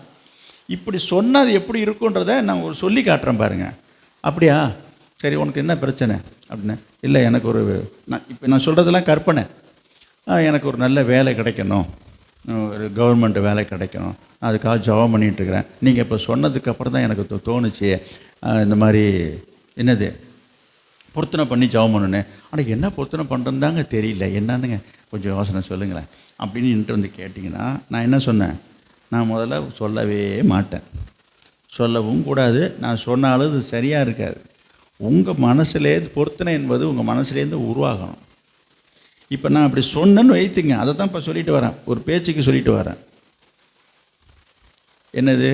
அப்படியா தம்பி, சரிப்பா, வேலை கிடச்சிச்சின்னா முதல் சம்பளத்தை முழு சம்பளத்தையும் கர்த்தருக்கு கொடுத்துட்றேன்னு சொல்லி ஒரு பொருத்தனை பண்ணுப்பான்னு நான் ஒரு யோசனை சொன்னேன்னு வச்சுக்கிங்க. நான் அப்படிலாம் யாருக்கும் இது வரைக்கும் சொன்னதே இல்லை. நல்லா புரிஞ்சுக்கணும், திரும்பி திரும்பி சொல்கிறேன். நான் இது போல் யோசனை இது வரைக்கும் யாருக்கும் நான் சொன்னதே கிடையாது, இதுக்கப்புறம் சொல்ல போகிறதும் கிடையாது. நான் உங்களுக்கு சொல்லி காட்டுறேன் ஒரு உதாரணத்துக்கு, கவனிங்க. இப்படி நான் சொன்னேன்னு வச்சிங்க, அதை ஏற்றுக்கிறவங்களும் இருக்கிறாங்க, சில பேர் ஏற்றுக்கிற ஆட்களும் இருக்கிறாங்க. இவர்கிட்ட ஒரு யோசனை கேட்டேன், அடாடாடா சூப்பர் பொருத்தனையா, எப்படி போடுறாரு, அடே அப்பா பலே ஆளு இவர். இவர்கிட்ட யோசனை கேட்டால் முதல் சம்பளத்தையும் அது முழுசாக கொடுத்துடணுமா, இப்படிலாம் ஒரு பொருத்தனையா, எல்லாம் இருக்குடா கதை. இது தேவையா எனக்கு? இது எனக்கு தேவையான்னு நான் கேட்குறேன். அதைத்தான் நான் சொல்லி காட்டுறேன்னு சொன்னேன். அதனால் எதை சொன்னாலுமே இதுன்னு கிடையாதுங்க. நான் உடனே பொருத்தனையா தம்பி, சர்ச்சுக்கு ஒரு ஃபேனு வேணும், இல்லை எனக்கு ஒரு ஸ்பீக்கர் வேணும் இப்படின்னு. ஓஹோ, இவருக்கு என்ன வாங்குறதுலே குறியாக இருக்கார்ரா. இது தேவையா, எனக்கு தேவையான்னு கேட்குறேன். இது வரைக்கும் யாரிடத்துலையுமே இன்னது தேவை என்று சொல்லி நான் கேட்டதே கிடையாது. இது சபை, இது ஊழியம். ஜெபத்தில் வைப்பேன், முடிந்தால் ஜெபத்தில் வைப்பேன், கர்த்தரோட சொல்ல, அவ்வளோதான். யாராவது எப்பயாவது வந்து என்ன சொல்லுவாங்கன்னா, நான் சபைக்கு எதையாவது வாங்கணும்னு விரும்புகிறேன் அப்படி சில பேர் சொல்லுவாங்க. அப்படி கேட்டுட்டு சொல்லும்போது என்ன செய்யலான்னு என்னை கேட்பாங்க. அப்போ கூட நான் என் தேவையை சொல்ல மாட்டேன். நான் என்ன சொல்கிறேன்னு நல்லா புரிஞ்சுங்க. இவங்க சொல்கிறாங்களே தவிர முதல்ல இவங்கள்ட்ட எவ்வளவு இருக்குது, எவ்வளோ செய்ய போகிறாங்கன்னு தெரியாமல் நான் ஒன்று சொல்லிவிட்டேன். அது அவங்களுக்கு சங்கடமாக பிடிச்சுன்னா, ஒரு உதாரணம் சொல்கிறேன்னா, இப்போ உங்களுக்கு 1000 ரூபாய்க்கு ஏதாவது ஒரு பொருளை வாங்கி வைக்கலான்னு அவங்க நினச்சிட்டு வந்திருப்பாங்க. நான் சொல்கிறது அத்தனையுமே கற்பனை தான், நல்லா கவனிங்க. அப்படி நினச்சிட்டு இருப்பாங்க. நான் உடனே ஒரு ஸ்பீக்கர் பாக்ஸு 10,000 சொல்லிட்டேன்னு வச்சுங்க, இவர்கிட்ட ஏன்டா போய் கேட்க போகணும், நான் ஏதாவது 1000 ரூபாய்க்குள்ளே சொல்லப்போம் அப்படி இல்லை. அவங்க நினைப்பாங்க, நான் முதல்ல அப்படி கேட்குறதா இருந்தாலும் இப்படி தான் சொல்லுவேன். சரிங்க, நீங்கள் எவ்வளோ ரூபாய்க்கு செய்யலான்னு நினைக்கிறீங்க? அதுக்கப்புறமா தான் சொல்லுவாங்க, ஒரு 2-3 ரூபா தாங்க, அந்த அளவுக்கு ஏதாவது ஒன்று சபைக்கு செய்யலாம். ஓ அப்படியா, அப்போ அதுக்கு தகுந்தாறு போல் நமக்கு இங்கே என்ன தேவை இருக்குதுன்னு பார்த்து அப்படி சொல்கிறது தான் என் பழக்கம். இவங்க சொல்லிட்டாங்க, ஒரு வார்த்தையை விட்டுட்டாங்கன்றதுக்காக நான் பாட்டுக்கு அப்படி யானையை கொண்டா குதிரையை கொண்டானே நியாயமா? ஆனால் அப்படி கேட்குறவங்களாம் இருக்கிறாங்க. நீங்கள் தானே கொண்டன்னு அவங்க சிக்க வச்சு மாட்ட வைக்கிறவங்களும் இருக்கிறாங்க. எனக்கு அதெல்லாம் உடன்பாடு கிடையாது, எனக்கு அதெல்லாம் பிடிக்கவும் பிடிக்காது. அது நல்லதும் இல்லை, சரியாக இல்லை. மனப்பூர்வமாக கர்த்தருக்குன்னு கொடுக்கணும். எதுக்கு இதை சொல்லிட்டு வரேன்னா, பொருத்தனை பண்ணுறதை பற்றி சொல்ல வரேன். பொருத்தனை பண்ணுறதுன்றது உங்கள் மனசில் உங்களுக்கு என்ன தோணுதோ அதை நீங்கள் செய்யுங்க. நீங்கள் அடுத்தவங்கள்ட்ட போய் யோசனை கேட்டிங்கன்னா அவங்களுக்கு ஆளாளுக்கு அவங்களுக்கு என்ன பிடிக்குமோ, அவங்களுக்கு என்ன தேவையோ, அல்லது அவங்களுக்கு என்ன தெரியுமோ அதை தான் அவங்க சொல்லுவாங்க. ஐயோ எனக்கு தெரியலையே என்ன பண்ணுறது? ஜெபம் பண்ணும்போது கர்த்தர் உன் உள்ளத்தில் என்ன ஏவுறாரோ உணர்த்துறாரோ அதை பொருத்தனை பண்ணு. நான் என்ன சொல்கிறேன், அண்ணாளுக்கு அவன் புருஷங்காரன் சொல்லி கொடுத்த அனுப்புனானா சொல்லுங்கள். இவள் அழுதுட்டு வந்து நிற்கிறா. அவள் என்ன சொல்கிறான், 10 குமாரன் பாக்கிலும் நான் உனக்கு மேலானதுன்னு சொல்லி ஆறுதல் படுத்தி சமாதானப்படுத்திட்டு என்ன சொல்கிறான், நீ போய் என்ன செய்ய, போய் முழங்கால் போட்டு போய் ஜெபம் பண்ணு, இந்த மாதிரி குழந்தைய நான் ஆலயத்துக்கு அப்படி சொல்லி அனுப்புனா? இல்லை யார்கிட்ட போய் கேட்டாலா, யாராவது போய் சொன்னாங்களா சொல்லுங்கள்? அங்கேயே ஒருத்தர் உட்காந்தார், ஏலி ஆசாரியன், அவர்கிட்ட போய் இதை கேட்டாரா? இல்லையே. அவன் மனசில் தோணுச்சு, எனக்கு ஆண்டவர் குழந்தைய கொடுத்தா என்ன செய்வேன், கர்த்தர் கொடுப்பேன். அதை தான் நான் திருப்பி உங்களுக்கு சொல்கிறேன். பொருத்தனை பண்ணுங்க, உங்கள் மனசில் என்ன தோன்றுதோ அதை பொருத்தனை பண்ணுங்கள். யார்கிட்ட இப்போ யோசனை கேட்காதீங்க. சரி, அடுத்ததாக ஒரு குறிப்பு சொல்லி நான் முடிக்கணும். இந்த வசனத்தை திரும்ப பாருங்கள், யோவான் 15:7. நம்ம முழுசாக நம்ம சொல்லி நான் முடிக்கணும். அது உங்களுக்கு செய்யப்படும், நீங்கள் கேட்டுக்கொள்வது எதுவோ அது உங்களுக்கு செய்யப்படும். அப்படி தானே இருக்குது. நம்ம ஒவ்வொன்றாக பார்த்துட்டு வரோம். அப்போ கேட்டுக்கொள்வது எது, எப்படி கேட்கணும் என்பதை பற்றி நான் உங்களுக்கு சொன்னேன். இப்போ அதுக்கு கொஞ்சம் முன்னாடி போனீங்கன்னா என்ன போட்டிருக்குது, நீங்கள் என்னிலும் என் வார்த்தைகள் உங்களிலும் நிலைத்திருந்தால், என் வார்த்தை உங்களிலும் நிலைத்திருந்தால். நீங்கள் கேட்டுக்கொள்வது எதுவோ அது உங்களுக்கு அடுத்தது செய்யப்படும். உங்களுக்கு நீங்கள் நினைக்கிற காரியம், கேட்கிற காரியம், விரும்புகிற காரியம் உங்களுக்கு செய்யப்பட வேண்டும். அது உங்களுக்கு செய்யப்படும். அப்படி செய்யப்பட வேண்டும் என்றால் நீங்கள் கேட்க வேண்டும். நீங்கள் கேட்க வேண்டும் என்றால் என்ன செய்யணும்? என்ன செய்யணும்? நீங்கள் என்னிலும் என் வார்த்தை உங்களிலும் நிலைத்து இருந்தால் நீ கேட்டுக்கொள்வது எதுவோ அது உங்களுக்கு செய்யப்படும். நல்லா யோசிச்சு பாருங்க. அப்போ என்ன செய்யணும்? நாம் அவருக்குள்ளே நிலைச்சிருக்கணும். அவருடைய வார்த்தை உங்கள் இருதயத்தில் நிலைச்சிருக்கணும். அவர் சொல்கிறத கேட்டு அவர் சொல்கிறபடி செய்யணும். அப்பொழுது அவர் உங்களுக்கு செய்ய வேண்டியதை செய்வார். கேட்குறீங்களா? அவர் சொல்கிறத கேட்டு சொல்கிறாங்க. நான் சொல்கிறத கேட்க மாட்டேறான். ஆண்டவர் சொல்கிறத நல்ல காது கொடுத்து கேட்டு அவர் சொல்கிறபடி செய்யணும். அவர் சொல்கிறத கேட்கணும், அவர் சொல்கிறபடி செய்யணும். சொன்ன பேச்சு கேட்குறாங்களான்றாங்களே, அதை போல தான். சொல்கிறத கேட்குறீங்களா? சொல்கிறத கேட்குறீங்களான்றாங்க பேர். அப்போ ஆண்டவர் சொல்கிறத கேட்குறீங்களா? ஆண்டவர் சொல்கிறத செய்கிறீங்களா? ஆண்டவர் சொல்கிறத அவர் சொல்கிறபடி செய்கிறீங்களா? எவ்வளோ காரியம் இருக்குது பாருங்கள். அவர் சொல்கிறபடி செய்யணும். உங்கள் இஷ்டத்துக்கு நீங்கள் செய்யக்கூடாது. அவர் சொல்கிறார அவர் சொல்கிறபடி செய்யணும். நான் அவருக்குத்தானே செய்கிறேன், அவருக்குத்தான் செய்கிறேன். அவர் சொல்கிறபடி செய்கிறீங்களா? நல்லா யோசிப்பேன். நிறைய பேர் நான் ஆண்டவருக்கு ஊழியம் செய்யணும். ஐயோ, ஆண்டவருக்கு ஊழியம் செய்யணுன்றதுல எந்த மாற்று கருத்துமே கிடையாது. அப்போ எப்படி செய்யணும்? அவர் சொல்கிறபடி செய்கிறதில்ல. நிறைய பேர் ஊழியம் செஞ்சால் எப்படி செஞ்சால் என்னங்க, எந்த ஊழியம் செஞ்சாலும் என்னங்க, யார் செஞ்சால் என்னங்க, ஆண்டவர் தானே ஊழியம் செய்யணும்னு சொல்கிறாரு. அவர் ஏற்றுக்க மாட்டாரா என்ன? அவர் கேளுங்க. ஆண்டவர் ஊழியம் செய்யணும் தான். ஆனால் எப்படி செய்யணும்? அவர் சொல்கிறபடி செய்யணுங்க. அவர் எப்படி சொல்கிறாரோ அப்படி செய்யணும். ஒரு உதாரணம் நான் சொல்லணும்னா கவனிங்க. வீட்டில் அம்மாக்காரங்க சொல்கிறாங்க, அதாவது ஒரு மாமியார்காரங்க சொல்கிறாங்க. ஒரு உதாரணத்துக்கு சொல்கிறேன். அத்தை ஒரு மருமக கேட்குது மாமியாரை பார்த்து, இன்றைக்கி என்ன குழம்பு? ஏதாவது ஒரு குழம்பு. இங்கே பாருங்க, நமக்கு என்னன்னு ஐடியா இல்லாதனால நல்லா புரிஞ்சுக்கணும். ஏதோ ஒரு குழம்பு வை அப்படின்னு சொல்கிறாங்க. இந்த வார்த்தையை பிடிச்சி இவங்க தான் ஏதாவது ஒரு குழம்புலாம் வச்சுட்டாங்கன்னு சொல்லிவிட்டு எல்லாத்தையும் அள்ளி போட்டு, எல்லாத்தையும் கிள்ளி போட்டு, எல்லாத்தையும் அரிஞ்சு போட்டு, நீ பாட்டு அதுக்கு பேரே இல்லாத ஒரு குழம்பு வச்சுற. நீங்கள் தானே ஏதாவது செய்யுன்னு சொன்னீங்க. சொல்கிறது புரியலையா?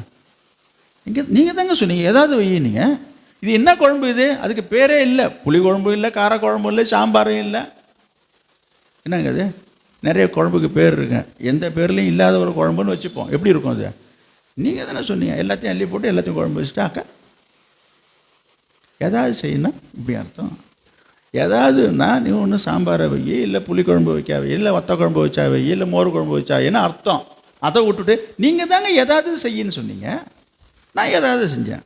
இதெல்லாம் இடக்காய் தெரியல. இதே போல் விசுவாசிங்க. ஆண்டவர் நீங்கள் தானே ஊழியம் செய்யணும்னு சொன்னீங்க. அப்புறம் ஊழியம் செய்யணும்னு சொல்கிறீங்க. ஆவியிலே அனலாக இருக்கணுமா, கர்த்தருக்கு ஊழியம் செய்யணுன்றீங்க. அப்புறம் ஊழியம் செஞ்சுட்டு அக்கா நீ இப்படி செஞ்சுட்டு அப்படி செஞ்சுட்டு குறை சொல்கிறீங்க. என்னங்க செய்யுது? இப்படிலாம் பேசக்கூடாது. அவர் சொல்லுகிறபடி செய்யணும். அவர் சொல்கிறத செய்யணும், அவர் சொல்லுகிறபடி செய்யணும். உங்கள் இஷ்டத்துக்கு நீங்கள் செய்தீங்கன்னா ஏற்றுக்கணுமா? நீங்கள் அந்த மாதிரி செய்தால் ஏற்றுக்கிறீங்களா? சொல்லுங்கள். நான் ஒரு வார்த்தை சொன்னன்றதுக்காக என்ன சொல்லலை. உங்கள் குடும்பத்தில் ஒன்று நடந்ததுனாக்கா நீங்கள் அதை ஏற்றுக்கிறீங்களா? எப்போ நான் ஒரு வார்த்தை சொன்னேன் தான், அதுக்கு இப்படி இல்லாமல் அர்த்தம் எடுத்துக்கிறது இது தப்பு இல்லையா? சரி, நானே சொன்னதாக இருக்கட்டும், இதை செய்யட்டுமா அதை செய்யட்டுமான்னு கேட்டு செய்யலாம்ல. இந்த காய் தான் இருக்குது, இதை வச்சு இப்படி ஒரு குழம்பு வைக்கலாம்னு நினைக்கிறேன், செய்யட்டுமான்னு திருப்பி கேட்டுருக்கலாம்ல. இதெல்லாம் அவங்களுக்கு தான் பேச தெரியும்னு நினச்சிட்டு பேசிகிட்டு இருக்கிறாங்க. இல்லை இல்லை இல்லை, நான் திரும்பவும் சொல்கிறேன். யோவான் 2:5 சீக்கிரம் வேலை செய்யுங்க. யோவான் 2:5.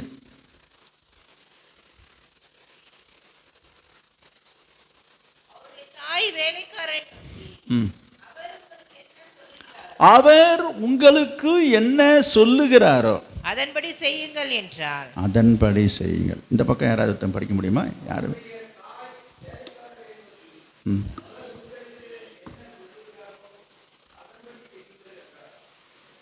இருக்கா?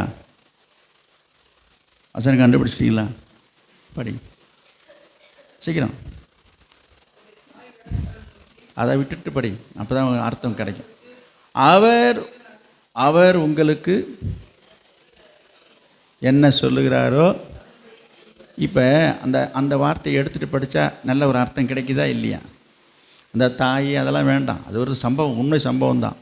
நான் உங்களுக்கு சொல்கிற பாயிண்ட்டுக்கு நான் வரேன். செய்தியில் நீங்கள் செய்கிற எந்த காரியமாக இருக்கட்டுங்க, அவர் உங்களுக்கு என்ன சொல்கிறாரோ அதைப்படி செய்யா. சும்மா அவங்களையும் கேட்டுக்கிட்டு ஊரில் உலகத்தில் அக்கம் பக்கத்தில் அவங்கள்ட்ட ஒரு யோசனை கேட்குறது, இவங்கள்ட்ட யோசனை கேட்குறது, கத்தட்ட யோசனை கேட்டு செய்யுங்க.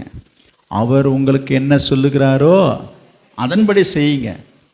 அப்படி செய்தீங்கன்னா அது உங்களுக்கு செய்யப்படும். எது எது நடக்கலையோ, எது நடக்கணுமோ, எது கிடைக்கணுமோ அப்படின்னு உங்கள் மனசில் ஒரு ஏக்கம் இருக்குது பத்தியா, அது நடக்குமா, அது நடக்காதா, அது செய்வாரா ஆண்டவர் செய்ய மாட்டாரா, ஆண்டவர் செஞ்சால் நல்லா இருக்கும் அப்படின்னு உங்கள் மனசில் எத்தனையோ எதிர்பார்ப்பு ஏக்கம் இருக்குது இல்லையா, அது உங்களுக்கு செய்யப்படும்.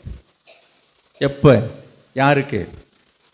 அவர் என்ன சொல்கிறாரோ அதன்படி நீ செய்தினா, புரியுதா, உனக்கு என்ன நடக்கணுமோ அது உங்களுக்கு செய்யப்படும்.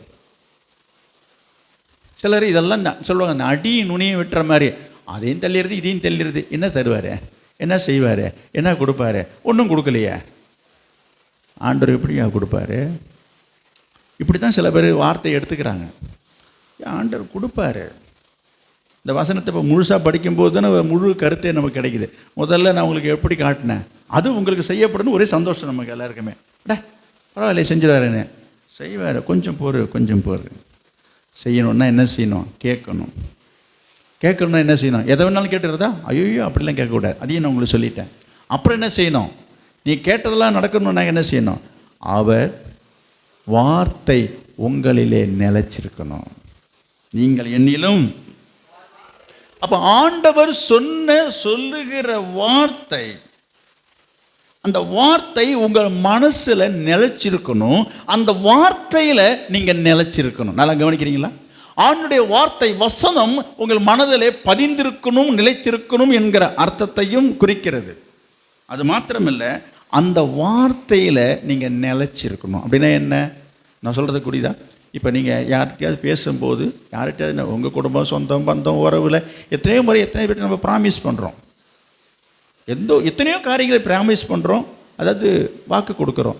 நான் இந்த காரியத்தை செய்கிறேன், நான் இப்படி இருக்கிறேன், இப்படி பண்ணுறேன், இப்படி படிக்கிறேன், இல்லையா, நான் படித்து எவ்வளோ மார்க் வாங்குறேன். இந்த மாதிரி எத்தனையோ காரியங்களில் என்ன செய்யணும்? ஒரு தீர்மானம் எடுக்கிறதை பற்றி நான் சொல்ல வருகிறேன். இருக்கும் பொழுது அந்த சொன்ன வார்த்தையில் என்ன செய்யணும்? அந்த வார்த்தையில் நிலைச்சிருக்கணும். சில பேர் கடன் வாங்குறாங்க பாருங்க. தள்ளி உட்காரு, கவனிங்க. என்னது? சில பேர் கடன் வாங்குவாங்க, கஷ்டத்தில் போய் கடன் வாங்குவாங்க. கவனிங்க.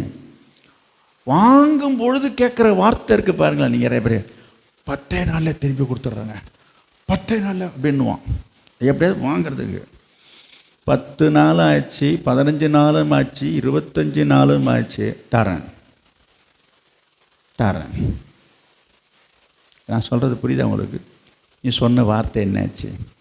இதை போய் அவனுக்கு தனியாக போய் கேட்டால் அவன் சொல்லுவான், அடையாப்பா அப்படி சொன்னால் தான் போய் தரம் வாங்க முடியும். அப்போ வாங்கும்போதே அவன் தீர்மானிச்சிட்டான். என்னது? வாங்கும்போதே முடிவு பண்ணிட்டான், 10 நாள்லாம் தர முடியாது, அப்படி சொன்னால் தான் அவங்ககிட்ட வாங்க முடியும். வாங்கிக்கிட்டு என்ன பண்ணுறான்? அன்றைக்கி 10 மாதம் நடக்க வைக்கிறான். என்ன இல்லை, வார்த்தையில் சுத்தம் இல்லை. அவன் சொன்ன வார்த்தையில் நிலைச்சிருக்கல. நான் சொல்கிறது புரியுதா உங்களுக்கு? அந்த சொன்ன வார்த்தையில் நிலைச்சிருக்கிறதுனா என்னென்னா, நம்ம சொன்ன வார்த்தை மாறக்கூடாதுங்க. சும்மா வாய்க்கு வந்தது வார்த்தையை விட்டுட்டு போயிட்டே இருக்காங்க. என்ன வார்த்தை தானே, என்ன காசா பண்ணாம சொல்லிட்டு போவோமே. ஐயோ அது ரொம்ப தப்புங்க. கர்த்தருக்கு முன்பாக நான் தாழ்மையாக என்னை பற்றி சொல்லணும்னா ரொம்ப பயத்தோடு சொல்கிறேன், தாழ்மையாக சொல்கிறேன்.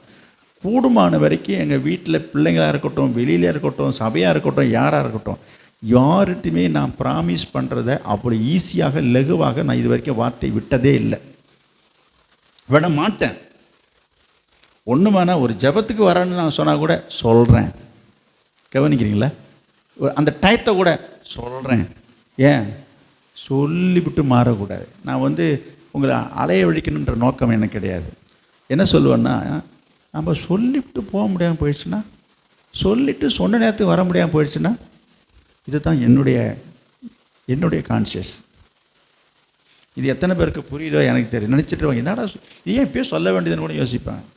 நான் பாட்டுக்கு நீங்கள் கேட்குறீங்கன்ட்டு அவசரத்தில் வார்த்தையை விட்டுவிட்டு அந்த வார்த்தையை மாறுறத நான் விரும்பலை. ஒருவேளை நீங்கள் விரும்பலாம், நீங்கள் ஏற்றுக்கலாம், நீங்கள் அதை கண்டுக்காமல் கூட இருக்கலாம், நீங்கள் அதை என்னை பற்றி பெருசாக கூட எடுத்துக்க மாட்டீங்க. அதெல்லாம் எனக்கு முக்கியம் இல்லைங்க. நீங்கள் என்ன நினைப்பீங்கன்றதை பற்றி எனக்கு கவலை கிடையாது. புரியுதா? நான் ஆண்டவருக்கு முன்பாக பர்ஃபெக்டாக இருக்கணும். நல்லா புரிஞ்சிங்க. நான் ஆண்டவருக்கு முன்பாக சரியாக இருக்கணும். என்ன கோதண்டம்? என்ன சொல்லுங்கள், இங்கே சொல்லுங்கள். நேரம் ஆயிடுச்சா? முடிச்சிடுறேன். யோசித்து பாருங்கள். வார்த்தையில் சரியாக இருக்கணும். இன்றைக்கு வேலை செய்கிறவங்க நிறைய பேர் இதெல்லாம் தனிப்பட்ட பாருங்க, இதெல்லாம் உங்களோட வச்சிங்க. நிறைய பேரை நான் பார்த்துட்டேன். என்னது ஏங்க நீங்கள் வேறுங்க, வேலையில் அப்படி சொன்னால் தாங்க நாங்கள் வேலை செய்ய முடியும். இன்றைக்கி வரேன்ட்டு வரவே மாட்டான். கலவெல்லாம் போட்டு வச்சுட்டு உட்காந்துருப்போம், தண்ணி மட்டும் ஊற்றாமல். போய் பார்த்தா அங்கே வேலை நடந்துட்டுருக்குன்னு என்னங்கட்டா சொன்னால் அதுக்கு என்னங்க இருக்குது, அப்படி தான் சொல்ல முடியும். இப்படிலாம் இருக்கிறாங்க. உலகத்தில் நடக்கிறதே நான் சொல்லுகிறேன். விசுவாசி அப்படி இருக்கக்கூடாது. கேட்டால் அப்படி தாங்க, அப்படி இருந்தால் தாங்க 4 இடத்த வேலையை தக்க வச்சுக்க முடியும். ஓஹோ, தெரியல எனக்கு அதில் உடன்பாடு இல்லை. அது சரியும் இல்லை. வார்த்தையில் கரெக்டாக இருக்கும். வார்த்தையெல்லாம் கரெக்டாக இருக்க முடியாதுங்க. வார்த்தையில் சரி. என் வார்த்தை உங்களிலும் நிலைத்து இருந்தால் கேட்டுக்கொள்வது எதுவோ அது என்ன செய்யப்படும்? உங்களுக்கு செய்யப்படும். இப்போ வார்த்தை நிலைச்சிருக்குதா? கர்த்தருடைய வார்த்தையில், வசனத்தில் நீங்கள் நிலைச்சிருக்கணும். வசனம் உங்கள் மனசில் நிலைச்சிருந்தா தானே நீங்கள் நிலைச்சிருக்க முடியும். இருக்கீங்களா? லூக்கா 6ஆம் அதிகாரம் 46வது வசனம். சீக்கிரமா. லூக்கா 6:46. என்னை ஆண்டவரே ஆண்டவரே என்று நீங்கள் சொல்லியும், நீங்கள் சீக்கிரம் எடுக்க மாட்டீங்க, நேரம் ஆச்சு. என்னை ஆண்டவரே ஆண்டவரே என்று நீங்கள் சொல்லியும் நான் சொல்லுகிறபடி நீங்கள் நான் சொல்றபடி நீங்கள் செய்யாமல் போகிறது என்ன? கேட்குறாரா? உங்களை பார்த்தேன் கேட்குறாரு. ஆண்டவரேன்றீங்க, வார்த்தைக்கு வார்த்தை, வாய்க்கு வாய்க்கு சொல்கிறீங்களே தவிர நான் சொல்கிறது நீங்கள் செய்கிறீங்களான்னு கேட்குறாரு. உங்களை பார்த்து கேட்குறாரு. இன்னைக்கு காலை நேரத்தில் என்ன ஆண்டவரே என்று நீங்கள் சொல்கிறீங்களே, நான் சொல்லுகிறபடி நீங்கள் செய்யாமல் போகிறது என்ன? ஆண்டவர் சொல்கிறத செய்கிறீங்களா? இப்போ சொல்லுங்கள். ஆண்டவர் சொல்லாதெல்லாம் செஞ்சிட்ருக்கீங்களே, ஆண்டவர்கிட்ட சொல்லாமே செஞ்சிட்ருக்கீங்க. கவனிங்க, சில பேர் ஆண்டவர்கிட்ட சொல்கிறதே கிடையாது. ஆண்டவர்கிட்ட போய் இதை செய்கிறேன்னு சொல்கிறதும் கிடையாது. ஆண்டவர்கிட்ட சொல்லாமையே சில பேர் செஞ்சுக்கிறாங்க. ஒரு சிலர் என்ன செய்கிறாங்க, ஆண்டவர் சொல்கிறதே செய்கிறது கிடையாது. ஆண்டவர் என்ன சொன்னால் அவர் சொல்கிறத சொல்லட்டும், அவர் சொல்கிறத செய்கிறது கிடையாது. அவர் சொல்கிறபடி செய்கிறது கிடையாது. அதில் எவ்வளோ விஷயம் இருக்குன்றதை பாருங்கள். அவர் சொல்கிறபடி செய்யணும். எப்படி செய்யணும்? நான் ஒரு உதாரணம் சொல்கிறேன் பாருங்கள். சாப்பாடு வடிக்கிறதை பற்றி சொன்ன வீட்டில் குடும்பத்தில் விட்டு கேட்குறாங்க, என்ன சமைக்கணும், சோறு வைக்கணுமா, சோறு வடிச்சிடணும். நல்லா கவனிங்க. இப்போ ஏதாவது செய்யணும் போது என்ன செய்கிறாங்க? இப்போ அரைப்படி அரிசி போட்டு சாதம் வடிக்கணும்னு வச்சுப்போம், ஒரு பேச்சுக்கு சொல்கிறேன். இவங்க பாட்டு 2 படி அரிசி போட்டு வடிச்சோன்னா நீங்கள் தானே வடிக்க சொன்னீங்க. சொல்கிறபடி செய்யணும்னா என்ன அர்த்தம்?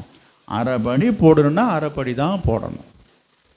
நீ 3/4 படியே போட்டு விட்டு, இல்லைங்க 2 பேர் வரேன்னு சொன்னாங்க, 2 பேர் வருவாங்கன்னு நான் நினச்சி செஞ்சேன், அப்படி இப்படி இதுக்கெல்லாம் இந்த காரணம்லாம் சொல்லக்கூடாது. அவர் என்ன சொல்கிறாரோ, நான் சொன்னது உதாரணத்துக்கு தான் இதை கொண்டு வரேன்ப்பேன். நான் கர்த்தர்கிட்ட வரேன், முதலாவது கர்த்தருக்கு சொல்கிறேன். அவர் என்ன சொல்கிறாரோ அதன்படி செய்யணும். இன்றைக்கு நான் சொல்கிறேன், குடும்பத்துலேயும் சரி சபையிலையும் சரி, ஊழியக்காரங்க என்ன சொல்கிறாங்களோ அதன்படி செய்யணுங்க. நம்ம ஒன்று சொன்னால் இவங்க ஒன்று செய்ய வேண்டியது. இவங்களுக்கு தெரிஞ்ச மாதிரி, இவங்களுக்கு தான் தெரிஞ்சுக்கிட்ட மாதிரியும் காட்டிக்கிறது அது சரியல்ல. எதுவாக இருந்தாலும் சரி, லாபமோ நஷ்டமோ, கஷ்டமோ நஷ்டமோ, நல்லதோ கெட்டதோ, அவங்க சொல்கிற மாதிரி செஞ்சிட்டேன்னு வச்சுக்க, அந்த பழைய பாவம் உங்களுக்கு சேராது. நீங்கள் ஒன்று நல்லது செய்கிற மாதிரி நினச்சிட்டு நம்ம ஒன்று செய்யும்போது சில நேரத்தில் நல்லதாக நடக்கும், சில நேரத்தில் நல்லது நடந்துடும். உடனே நமக்கு சந்தோஷம், ஓ பரவாயில்ல, நமக்கு கூட ரொம்ப அறிவு ஞானம்லாம் இருக்க போடுறதுன்னு நினச்சிக்கிட்டு செய்யும்போது தான் எங்கேயாவது போய் மாட்டிப்பீங்க.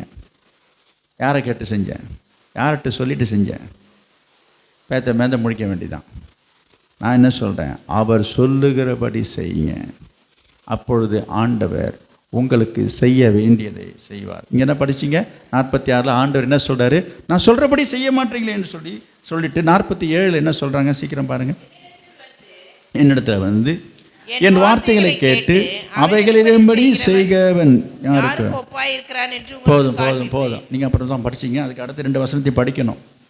அவர்கிட்ட வந்து அவர் சொல்கிற வார்த்தையை கேட்டு அதன்படி செய்கிறவன் என்னது? கற்பாறையின் மீது அஸ்திபாரம் போடப்பட்டு வீடு கட்டணத்துக்கு ஒப்பாருக்கப்பா. அவர் சொல்கிறத கேட்டு செய்கிறவங்க, நல்லா புரிஞ்சுங்க. அவர் வார்த்தைகளை கேட்டும் அவைகளின்படி செய்யாதவன் 49 அஸ்திபாரம் இல்லாமல் மண்ணில் மேலே வீடு கட்டினவனுக்கு ஒப்பா இருக்கிறான். கவனிக்கிறீங்களா? ஆண்டோட்ட சில பேர் கேட்கறதே கிடையாது, ஆண்டோட்ட சில பேர் கேட்கறது உண்டு. கவனிங்க, ஆண்டோட்ட சில பேர் கேட்காம செய்கிறது அது ஒரு கூட்டம். ஆண்டோட்ட சில பேர் கேட்பாங்க, ஆனால் கேட்டுட்டு அவர் சொல்கிற மாதிரி செய்கிறது கிடையாது. அதாவது கேட்குறாங்களாம், பேருக்கு கேட்டேன்னு பேருக்கு போய் கேட்டுற வேண்டியது. நான் உங்கள்கிட்ட கேட்டுட்டு தானே, கேட்டதெல்லாம் உண்மை தான், அவர் சொன்ன மாதிரி செஞ்சீங்களா? இருக்கு பாருங்க, அவர் சொல்கிறத கேட்குறாங்க, ஆனால் அதன்படி செய்கிறது கிடையாது. அப்படி செய்யறவங்க என்ன ஆகுமா? மணல் மேலே அஸ்திபாரம் போடப்பட்ட வீடு போல இருப்பான். என்ன ஆகும் அவன்? என்ன ஆகும்? நீரோட்டம் வந்த உடனே பிரச்சனை வரும், பாரம் வரும், போராட்டம் வரும். நீரோட்டம் அதன் மேலே மோதின உடனே அது விழுந்து முழுவதும் அவ்வளோதான், க்ளோஸ், முடிஞ்சிச்சு. இந்த மாதிரி உங்கள் இஷ்டத்துக்கு ஒவ்வொரு காரியத்தையும் முடிவை எடுத்துக்கொண்டு நீங்கள் செய்வீங்க என்று சொன்னால் முடிவு இப்படி தான் இருக்கும். திருப்பி சொல்கிறேன், எதை செய்தாலும் அவர் என்ன சொல்கிறாரோ செய்யுங்க.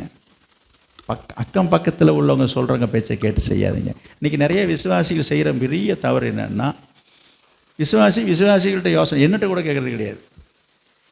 நல்லா கவனிங்க.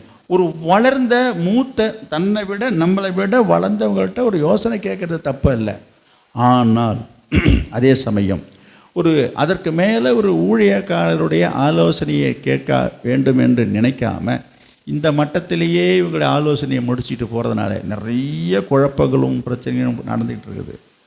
இது இன்னும் புரிய மாட்டேது. பிரச்சனைகளை வந்தும் யோசனை சொல்கிறவங்களுக்கும் யோசனை வரமாட்டேது, யோசனை கேட்குறவங்களுக்கும் ஞானம் வரமாட்டேது. இது தவறு, இது சரியா இல்லை.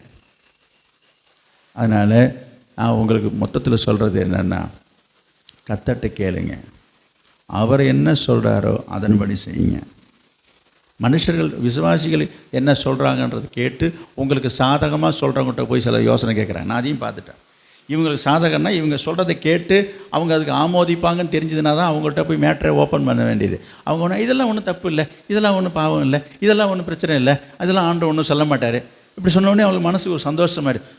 அதுக்கு தான் உங்கள்கிட்ட வரணுன்றது. நீ தான் நல்ல யோசனை சொல்கிறம்மா. ஏன்னா இவங்க சொன்னதை அப்படியே அக்செப்ட் பண்ணிக்கிட்டாங்க. அவங்க அதுக்கு மறுப்பு சொல்லலை, அவங்க திருத்தலை, அவங்கள கரெக்ட் பண்ண கிடையாது, அதை கண்டிக்க கிடையாது.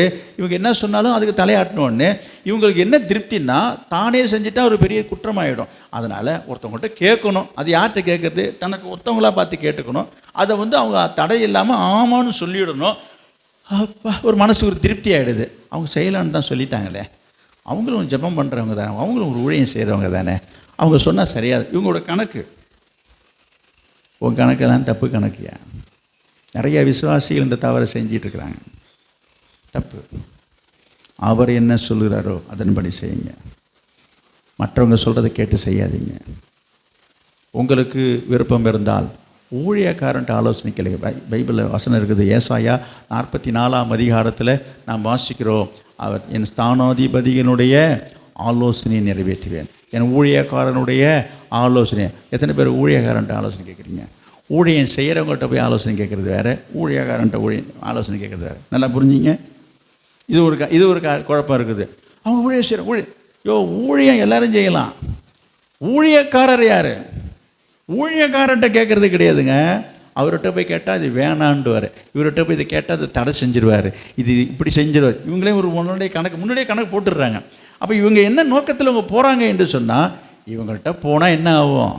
எப்படியாவது நம்மளை செய்யும் தான் சொல்லுவாங்க. நம்மளுக்கு ஒரு மனசுக்கு திருப்தி ஆகிடுது. ஒரு ஜெபம் பண்ணுமா? சரி ஜெபம் பண்ணிடுச்சு, காரியம் வாய்க்குமா? இல்லை.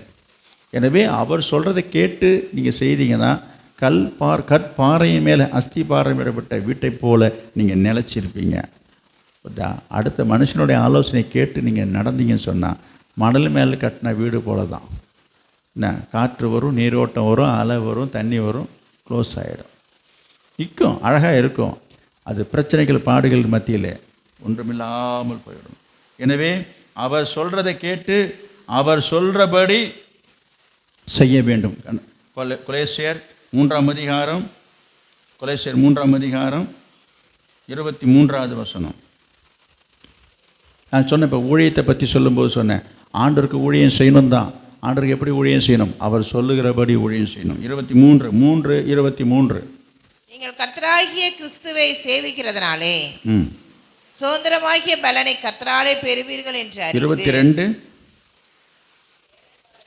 வேலைக்காரரே சரீரத்தின்படி உங்கள் எஜமான்களாய் இருக்கிறவர்களுக்கு எல்லா காரியத்திலும் கீழ்ப்படிந்து நீங்கள் மனுஷருக்கு பிரியமா இருக்க விரும்புகிறவர்களாக பார்வைக்கு ஊழியம் செய்யக்கூடாது. நல்லா கவனிங்க. நீங்க ஊழியம் செய்யறீங்க, நல்லது.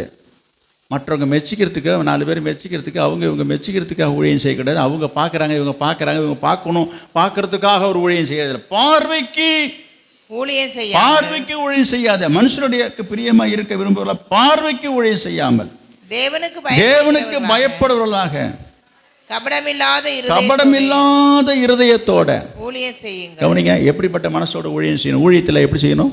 ஊழியம் செய்யணும். பார்வைக்கு ஊழியம் செய்யக்கூடாது, கர்த்தருக்கு ஊழியம் செய்யணும். கர்த்தர் பார்க்குறாருன்னு நினச்சி ஊழியம் செய்யணும். இது கர்த்தருடைய ஊழியம் நினச்சி செய்யணும். அடுத்தவங்க மெச்சிக்கிறதுக்கு ஊழியம் செய்கிறது கிடையாது. அதோட கபடம் இல்லாமல் செய்யணும். அப்படின்னா என்ன? கபடுனா என்ன? நான் தான் செய்யணுமா? நானே தான் செய்யணுமா? நான் மட்டும்தான் செய்யணுமா? ஏன் அவங்க செய்யலை? ஏன் அவங்க செய்யக்கூடாது? ஏன் அவங்க செய்ய மாட்டுறாங்க? நமக்கு வேணாம்ப்பா, அது எப்படியாவது கடந்தால் போது போ. கிடக்குது, நேத்திக்கு கிடக்குது, அப்படி தான் கிடக்குது, நேத்திக்கு கிடக்கட்டும், இருக்கட்டும். கவனிங்க. எனவே 23 நீங்கள் கர்த்தராகிய கிறிஸ்துவை சேவிக்கிறதுனாலே சுதந்திரமாகிய பலனை கர்த்தராலே பெறுவீர்கள் என்று அறிந்து எதை செய்தாலும் அதை மனுஷருக்கென்று செய்யாமல் கர்த்தருக்கென்று. நல்லா கவனிச்சுக்கணும். கர்த்தருக்கு, இது எத்தனை முறை படித்து மனப்பாடமான வசனம் தான் இது. கர்த்தருக்கென்று மனப்பூர்வமாக செய்யணும். அது ஒரு காரியம் இருக்குங்க. அமைஞ்சிக்கு செய்யறதில்லை, கடமைக்கு செய்யறதில்லை, அழுதுகிட்டு செய்கிறதில்லை, வேண்டா விருப்பா செய்கிறதில்லை, வேறு வழி இல்லைன்னு அப்படி செய்யக்கூடாது. வந்து மாட்டிக்கிட்டேன் பாரு, என்ன பண்ணுறது, என் தலையெழுத்து, அதை செய்ய இதை செய்யணுட்டு. இது வேற ஒரு ஊழியமா? வேண்டாம்மா, இந்த ஊழியமே செய்யவே வேண்டாம், சந்தோஷமாக இரு, நல்லா போயிட்டாரு. இவ்வளோ வார்த்தைகள் எழுதியிருக்குது. எதை செய்தாலும் அதை கர்த்தருக்காக செய்யணும். கர்த்தருடைய ஆலயத்தில் செய்கிற அத்தனையுமே நம்ம கர்த்தருக்கு செய்கிறதுன்றதை மறந்துடாதீங்க. கர்த்தருடைய ஜெப வீட்டில், ஆலயத்தில் நீங்கள் செய்கிற எந்த வேலையாக இருந்தாலும் சொல்கிறேன், எல்லாமே நம்ம கர்த்தருக்காக தான் செய்கிறோம் என்பதை வேதம் பல தடவை நமக்கு படிச்சிருக்கிறோம், கேட்டிருக்கிறோம், சொல்லியிருக்கிறோம், எழுதியிருக்கிறது. இப்போவும் நம்ம படிக்கிறோம். மனுஷருக்காக செய்யக்கூடாது. அவங்க சொல்கிறாங்க, இவங்க சொல்கிறாங்க, நான் சொல்கிறேன்றதுக்காகவோ நான் மெச்சிக்கிறதுக்காக இல்லை, கர்த்தருக்காக செய்யுங்க. அவர் சொல்கிறபடி செய்யணும், அவர் சொல்கிறதெல்லாம் செய்யணும், அவர் சொல்கிறபடி செய்யணும். என்ன செய்யணும்? மனப்பூர்வமாக செய்யணும், கபடமில்லாத இதயத்தோட. நீங்கள் அப்படி செய்தீங்கன்னா அது உங்களுக்கு, அது சொல்ல மாட்டீங்க, அது இன்னைக்கு வசனம் என்ன, வாக்குத்தத்தம் என்னையா? அது உங்களுக்கு செய்யப்படும். எது நினச்சிட்டு இருக்கியோ, எதை வேண்டிகிட்டு இருக்கியோ, எது உங்கள் மனசில் ஒரு எதிர்பார்ப்பு இருக்குதோ அது. ஏன்னா அதனால தான் அந்த பொதுவாக சொல்கிறேன் நான். அது இந்த இடத்துல நீங்கள் எதை வேணாலும் போட்டுக்கலாம். உங்களுக்கு எதெல்லாம் நடக்கணுமோ உங்கள் குடும்பத்தில், வாழ்க்கையில், அது உங்களுக்கு செய்யப்படும். எப்போ, எப்படி யோசித்து பாருங்கள். நீங்கள் கேட்கணும், அவர் சொல்கிறதபடி கேட்கணும், அவர் சொல்கிறத நீங்கள் செய்யணும். அந்த வார்த்தை உங்களுக்குள் நிலைச்சிருக்கணும். நிறைய காரியத்தை நான் சொல்லிட்டேன். பொருத்தனை பண்ணி ஜெபிக்கணும், ஆண்டவருக்கு பிரியமானதை கேட்கணும். கடைசியாக நான் சொல்லி நான் முடித்தது என்ன செய்யணும்? மத்தேயு 20:26. மத்தேயு 20:26. மத்தேயு 20:26. மத்தேயு 20:26. உங்களுக்குள்ளே அப்படி இருக்கலாகாது. உங்களில் எவனாகிலும் பெரியவனாய் இருக்க விரும்பினால் அவன் உங்களுக்கு பணிவிடைக்காரனாய் இருக்க கடவன். இந்த பக்கம் யாராச்சும் படிக்க முடியுமா? உங்களுக்குள்ளே, ஐயா உங்களை தான் சொல்கிறேன், இங்கே இருக்கிறவங்கள பார்த்து தான் சொல்கிறேன். கர்த்தர் சொல்கிறாரு, உங்களுக்குள்ளே ஐயா நீங்கள் அப்படி இருக்கக்கூடாது. அக்கம் பக்கத்தில் அந்த வீட்லேயோ மற்ற சபைகளையோ வெளியிலையோ அங்கேயோ அவங்க அப்படி இருக்கிறாங்களே, இவங்க இப்படி இருக்கிறாங்களே, அந்த சபையெல்லாம் இப்படி இருக்கிறாங்களம்ல, அந்த சபையில் அப்படி இருக்கிறாங்களம்ல, இவங்கள அது எப்படியா இருக்கிறது. உங்களுக்குள்ளே அப்படிலாம் இருக்கக்கூடாது. நீங்கள் அப்படி இருக்கக்கூடாது. யாராவது இருந்துட்டு போட்டியா? இல்லைங்க, அது சம்பந்தாங்க. நான் சொல்ல இல்லைன்னு சொல்ல, அந்த சபையில் இப்படி நடத்துகிறாங்களாமே, இப்படி செய்கிறாங்களாம்ல, ஏதாவது செஞ்சுட்டு போட்டியா? வசனத்துக்கு வா, வசனத்தின் எப்படி நடக்குதான்னு பாரு. நீ அதை பார்க்குற. படிங்க, இன்னும் முடிக்கல. இந்த உங்களுக்குள்ளே அப்படி இருக்கலாத உங்களில் எவனாயிலும் பெரியவனாக இருக்க விரும்பினால் அவன் உங்களுக்கு பணிவிடைக்காரனாக இருக்கான். ஏன் என்ன வச்ச ஆளா நீ சொல்கிறதெல்லாம் செஞ்சிட்டு இருக்குது? அதெல்லாம் முடியாது. நீ செய். போட்டி இன்னைக்கு போட்டு கிடக்குதுங்க. கிடக்கட்டும், அடுத்த ஞாயிற்றுக்கிழமை வரைக்கும் கிடக்கட்டும். நானும் விட்டேன். யாரும் போய் கையை வைக்காது, அப்படியே கிடக்கட்டும். உங்களுக்குள்ளே அப்படி இருக்கக்கூடாது. சொல்லுங்கள். 5வது வாரம் எல்லாரும் செய்யணும். அப்போ என்ன அர்த்தம்? அவங்க செய்யட்டும், இவங்க செய்யட்டும், போட்டி. அவங்க வரல, இவங்க யாராவது வரலையா? நீ உண்மையாக இருக்கியா? சம்மந்தப்பட்ட அத்தனை பேரையும் சேர்த்தான் நான் கேட்குறேன். மொத்தம் நாங்கள் 20 பேர் மொத்தம். எல்லோரும் தான் நான் கேட்குறேன், இருக்கியா? அவங்க வரல, அவங்க வராங்க, வரலையா? நீ இந்த மாதிரி ஒவ்வொருத்தையும் நீ சொல்லிக்கிட்டு நீ போயிட்டே இருக்கிற. கர்த்தருக்கு நீ கணக்கு கொடு. நான் இன்னும் யாரையும் இதையும் கேட்குற மாதிரி இல்லை. இந்த விஷயத்தை வாங்க சீக்கிரம். உங்களில் எவனாயிலும் முதன்மையானவனாக இருக்க விரும்பினால் அவன் உங்களுக்கு ஊழியக்காரன். ஊழியன்னா என்னங்க? ஊழியன்னா என்ன நினச்சிட்டு இருக்காங்கன்னு தெரியல. இன்றைக்கி ஊழியக்காரன்ற பட்டம் வாங்கிறது தான் நிற்கிறாங்க போடுறது. ஓஹோ, ஊழியம் செய்யாமையே ஊழியக்காரன் ஆகிட முடியுமா? எனக்கு ஒன்றும் புரியல. எனக்கு ஊழியம் செய்யாமலே ஊழியக்காரின்ற பட்டம் வாங்கிடலான்னு பார்க்குறீங்களா? ஊழியத்தை முதல்ல செய்யணுங்க, அது தானாக தேடி வரணுங்க. இன்றைக்கி எதையுமே செய்யாமல் இன்றைக்கி பட்டம் வாங்கிறதுக்கு நிற்கிறாங்க. இருக்கிறாங்கண்ணா, கொடுக்குறாங்க. 1000 ரூபா 2000 ரூபா கொடுத்தா போதும். இப்போ என்ன வேணும் உங்களுக்கு? பெரிய அளவுக்கு பட்டம்லாம் வந்துடுச்சுங்க. இப்போ நமக்கு தெரிஞ்சது இந்த ஆடி மாதம் இங்கே 5 ரூபா 10 ரூபாய்க்கு விற்கிற பட்டம் தான் நீங்கள் பார்த்துருப்பீங்க. இப்போ அதை விட பட்டம்லாம் ரொம்ப சீப்பாக கிடச்சி போச்சுங்க. இப்போ என்ன வேணும்? இப்போ உங்களுக்கு பணம் தான் வேணும். எல்லா பட்டமும் கிடைக்கும். பிடி வேணுமா, சுருட்டு வேணுமா, பிடி பிஹெச்டி என்னது, ஆமாம் பிடி பட்டம் வேணுமா? நான் அது குறைச்சி படித்து வாங்கிறது வேறுங்க, படிக்காமையே வேணுமான்னு நான் சொல்லிகிட்டு இருக்கிறேன். இப்போ படிக்காமையே பணம் தான் ஒவ்வொன்றுக்கும் ரேட்டு. இதுக்கு இந்த ரேட்டு வச்சு ஃபிக்ஸ் பண்ணிட்டாங்க, அவ்வளோதான். பணத்தை கட்டிட்டினாக்கா ஒரு வருஷம் ஆச்சுனாக்கா உனக்கு டிகிரி வந்துடும். டிடி கட்சி, பிடி கட்சி, பிடி, எம்டி, எம்டிவெனிட்டி, ரெவரண்ட்டு, பிஷப்புக்கெல்லாம் பட்டம் வந்துடுச்சுங்க. இப்போ எனக்கே ஒன்றும் புரியல. இவர் எப்படா பிஷப்புன்னா அவங்க கீழே ஒரு 10-20 சபைகள் இருக்கணும், ஸ்தாபனம் இருக்கணும், அவங்க கீழே எத்தனை 1000 இருக்கணுன்றது தான் ஒரு நேமுங்க. ஒன்றும் கிடையாதுங்க. சரி, நமக்கு ஏன் அவங்களுக்கு ஆசை இருக்குது. நான் அதெல்லாம் இப்போ பேசுகிறதுக்கு இப்போ நேரம் இல்லை. என்னன்னு விசாரித்தா அப்புறம் தான் தெரியுது, அதுக்கு ஒரு ரேட்டு இருக்குது. இவ்வளோ ரூபாயை பட்டிட்டா போதும். ஒரு அங்கேயே ஒன்று தூக்கி மாட்டிட்டு ஒரு ஃபோட்டோ ஒன்று கொடுத்துட்டு பிடிச்சி வச்சுக்கிட்டு நீ ஒன்று மாட்டிக்கிட்டு உட்காந்துக்க வேண்டியதான். பிஷப்பு நாங்கள் இது என்னங்க போயிட்டுருக்கு. ஊழியங்கள் அப்படி தான் இருக்குது. அதே போல் தான் இன்றைக்கி ஊழியமும் ஊழியக்காரர்களும் அப்படி தான். ஊழியம் செய்கிறாங்களா இல்லையோ, சபை இருக்குதோ இல்லையோ, ஆத்மா இருக்குதோ இல்லையோ, பெத்த பேர் பாஸ்டர். எனக்கு ஒன்றும் புரியல, இந்த காரியம் எனக்கு விளங்கலை. நான் யாரையும் குறை சொல்கிற மாதிரி இருக்கும். நீங்கள் புரிஞ்சுக்கிறதுக்காக சொல்கிறேன். நீங்களே சில நேரத்தில் தடுமாறுறீங்க, அதனால தான் நான் சொல்ல வேண்டியதாக இருக்குது. சொல்லுங்கள். ஒரு மேய்ப்பண்ண என்ன செய்யணும்? ஒரு ஆடு இருக்கணுங்க. ஒரு ஆடே இல்லாமல் அவன் எப்படிங்க மேய்ப்பன்? நீங்கள் தான் சொல்லுங்களேன். ஒருத்தவங்க பேர் வச்சுக்கிறாங்க மேய்ப்பர் அப்படின்னு. மேய்ப்பண்ண என்ன அர்த்தம்? ஆடு மேய்க்கிறதுக்கு தான் அந்த அர்த்தத்தை குறிக்கிறேன். ஒரு ஆட்டுக்குட்டி கூட கிடையாதுங்க. மேய்ப்பண்ண நீங்கள் என்ன இப்படி சொல் 4 ஆடை வச்சுக்கிட்டு ஒரு ஆடு மேய்ச்சிட்டு இருந்தானாக்கா அவர் மேய்ப்பன்னு சொன்னால் ஆமாங்க அவர் மேய்க்கிறன்ற. அதுபோல் ஒரு சபையை வச்சு ஒரு 4 பேரை வச்சு ஒரு இதாக நடத்திக்கிட்டு இருந்தால் ரைட்டுங்க. எதுவுமே கிடையாதுங்க. வாங்கிக்கிட்டு ஒரு ஊராக சுற்ற வேண்டியது, மீட்டிங்காக போக வேண்டியது. அங்கங்கேயும் மீட்டிங் மாதம் நடந்துகிட்ருக்கு. அங்கே டீயே உண்டு, வரவங்க போகிறவங்க போக்குவரத்து செலவு உண்டு, அதை கொடுப்பாங்க, பயக்க கொடுப்பாங்க, பயிர் கொடுப்பாங்க. இப்படியே காலம் ஓடிட்டுருக்குங்க. வாழ்க வளமுடன். சரிங்க, நீங்கள் அதில் போய் சிக்கிக்கிடாதீங்க. இந்த மாதிரி காரியங்கள்லாம் உங்களுக்கு இடலாக இருக்குன்றதுக்காக தான் இதை சொல்ல வந்தேன். இந்த நேரத்தில் இது சொல்லணும்னு அவசியம் இல்லை, கவனத்தில் கொள்ளுங்கள். எனவே உங்களுக்குள்ளே இப்போ நான் அதை தான் சொல்லி முடிக்க வந்தேன். உங்களுக்குள்ளே நீங்கள் அப்படி இருக்கக்கூடாதுங்க. யாராவது இருந்துட்டு போட்டோம் இல்லைங்க, அப்படி தாங்க இருக்குது. நான் கேட்டுங்க, நீங்கள் அதை ஆசைப்படாதீங்க. அப்படிலாம் இருக்குன்னு நினைக்காதீங்க. அது என்னது? மணல் மேலே கட்டின வீடு போல் ஒரு நாள் இடிஞ்சு ஒன்றும் இல்லாமல் போயிடும். இன்றைக்கி அழகாக இருக்கலாம், ஆகான்னு இருக்கலாம். இயேசு சொல்கிறாரு, நான் சொல்கிற வார்த்தையை கேட்டு கட்டின வீடு நிலச்சிருக்கும். நான் சொல்கிறத கேட்டு செய்யாதவன் வீடு எப்படி இருக்கும்? மணல் மேலே அஸ்திபாரம் போட்ட வீடு எப்படி இருக்கும்? உங்களுக்கே தெரியும். மணலில் ஸ்ட்ராங்காக இருக்காது. என்ன ஆகும்? ஒரு அதிகமாக காற்று மழை வீசுச்சுன்னா தரமட்டமாகிடும். அதுபோல் பிரச்சனை, பாடு, போராட்டம், கஷ்டம், எதிர்ப்பு வந்ததுன்னா இருக்கிற இடம் தெரியாமல் ஊழியம் போயிடும். எனவே இதெல்லாம் நீங்கள் கண்டுபிடிக்கணும். ஞானம் வேணும். கர்த்தர் இந்த கிருபையை உங்களுக்கு தரணும். எனவே நம்ம என்ன செய்யணும்? கர்த்தர் வைத்த இடத்துல நம்ம இருக்கணும். சங்கீதம் 65:4 நான் பார்க்குறோம். சங்கீதக்காரன் தாவீது சொல்கிறாரு, என்னது?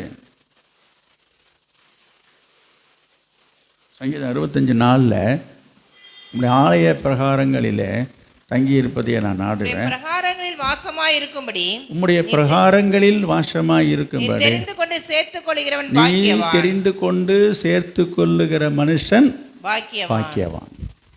உடைய பரிசுத்த ஆலயமாகி உமது வீட்டின் நன்மையால் திருப்தியாகும். நன்மையால் திருப்தியாகும். நல்லா கவனிங்க. கர்த்தர் உங்களுக்கு எந்த சபையை கொடுத்தாரோ, எந்த சபையில் உங்களை ஆண்டவர் வச்சிருக்கிறாரோ அதில் நீங்கள் நிலச்சிருந்தீங்கன்னா, இந்த வார்த்தை என்ன கடைசியில் என்ன படிச்சிங்க? அவங்களுடைய பரிசுத்த ஆலயமாகிய வீட்டின் நன்மையினால் திருப்தியாகும். சரிதா? இது என்னது? செடியை பிடிங்கி நடுற மாதிரி போடிக்கிட்டே இருக்குது சில பேர். அது சிறக்காது. நாங்களும் சபைக்கு தான் போகிறோம் சொல்லிக்கலாம். கர்த்தர் உங்களை வைத்த ஸ்தானத்தை விட்டு ஸ்தானத்தை விட்டு அலைகிற குருவியை போல இருப்பான்னு சொல்லப்பட்டிருக்குது. தன் கூட்டை விட்டு அலைகிற ஒரு குருவியை போல இருப்பான், தன் ஸ்தானத்தை விட்டு அலைகிற மனுஷன் இருக்குது. எனவே நமக்கு ஆண்டவர் வச்ச இடம், நம்மளை எங்களை ஆண்டவர் தெரிஞ்சுக்கிட்டாரு. என்ன போட்டிருக்கு? கர்த்தர் தெரிந்து கொண்டான்ருக்கு. கர்த்தர் உங்களை எங்கே தெரிஞ்சுக்கிட்டாரு சொல்லுங்களேன். நீங்கள் எங்கே கர்த்தரை தெரிஞ்சுக்கிட்டீங்க? அந்த வசனம் என்ன போட்டிருக்குது? உங்கள் ஆலய பிரகாரங்களிலே நீ தெரிந்து கொண்டு சேர்த்து கொள்ளுகிறவர். சும்மா எல்லாரையும் ஆண்டு சேர்த்துக்க மாட்டார், தெரிஞ்சுக்கிட்டவங்க தான். அப்போ ஆண்டு உங்களை தெரிஞ்சுக்கிட்டார் தான். இப்போ இங்கே இருக்கிற அத்தனை பேரையுமே சொல்கிறேன், உங்கள் ஆண்டவர் தெரிந்து கொண்டார். எங்கே தெரிஞ்சுக்கிட்டாருன்றது ரொம்ப முக்கியம். ஆலயத்தில் தான். எந்த ஆலயம்? இடம் இந்த ஆலயம் தானே, ஆலயன்றது இல்லை. இந்த ஆலயத்தில் தான் ஆண்டவர் உங்களை தெரிஞ்சுக்கிட்டார். தெரிந்து கொண்ட இந்த இடத்துல நீங்கள் நிலச்சிருந்தீங்கன்னா தான் இதன் மூலம் உண்டாகிற நன்மைனால ஆண்டவர் திருப்தி ஆவார். வெளுத்ததெல்லாம் பாலாயிடாது. அதனால் எல்லாம் சபை தானே, அங்கேயும் சபை தானே, இங்கேயும் சபை தானே. சபை இருக்குது, யாரும் இல்லைன்னு சொன்னால். உங்களை ஆண்டவர் எங்கே தெரிஞ்சு எடுத்துருக்கிறாரு? உங்களை ஆண்டவர் எங்கே இருக்க சொன்னார், எங்கே வச்சுருக்கிறாரு, எங்கே வச்சு நடத்திட்டு இருக்கிறாரு. அதில் நம்ம நிலச்சிருக்கணும். நிலச்சிருந்தால் நன்மையினால் திருப்தி ஆவார். அதனால் அவர் சொல்லுகிறபடி செய்யுங்க, அது உங்களுக்கு செய்யப்படும். வாங்க ஜெபம் பண்ணுவோம். பிரைஸ் தி லார்ட், ஹல்லேலூயா.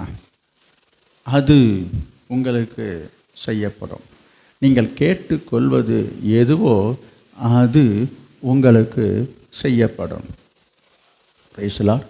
நீங்கள் என்னிலும் என் வார்த்தை உங்களிலும் நிலைத்திருந்தால் நீங்கள் கேட்டுக்கொள்வது எதுவோ அது உங்களுக்கு செய்யப்படும்.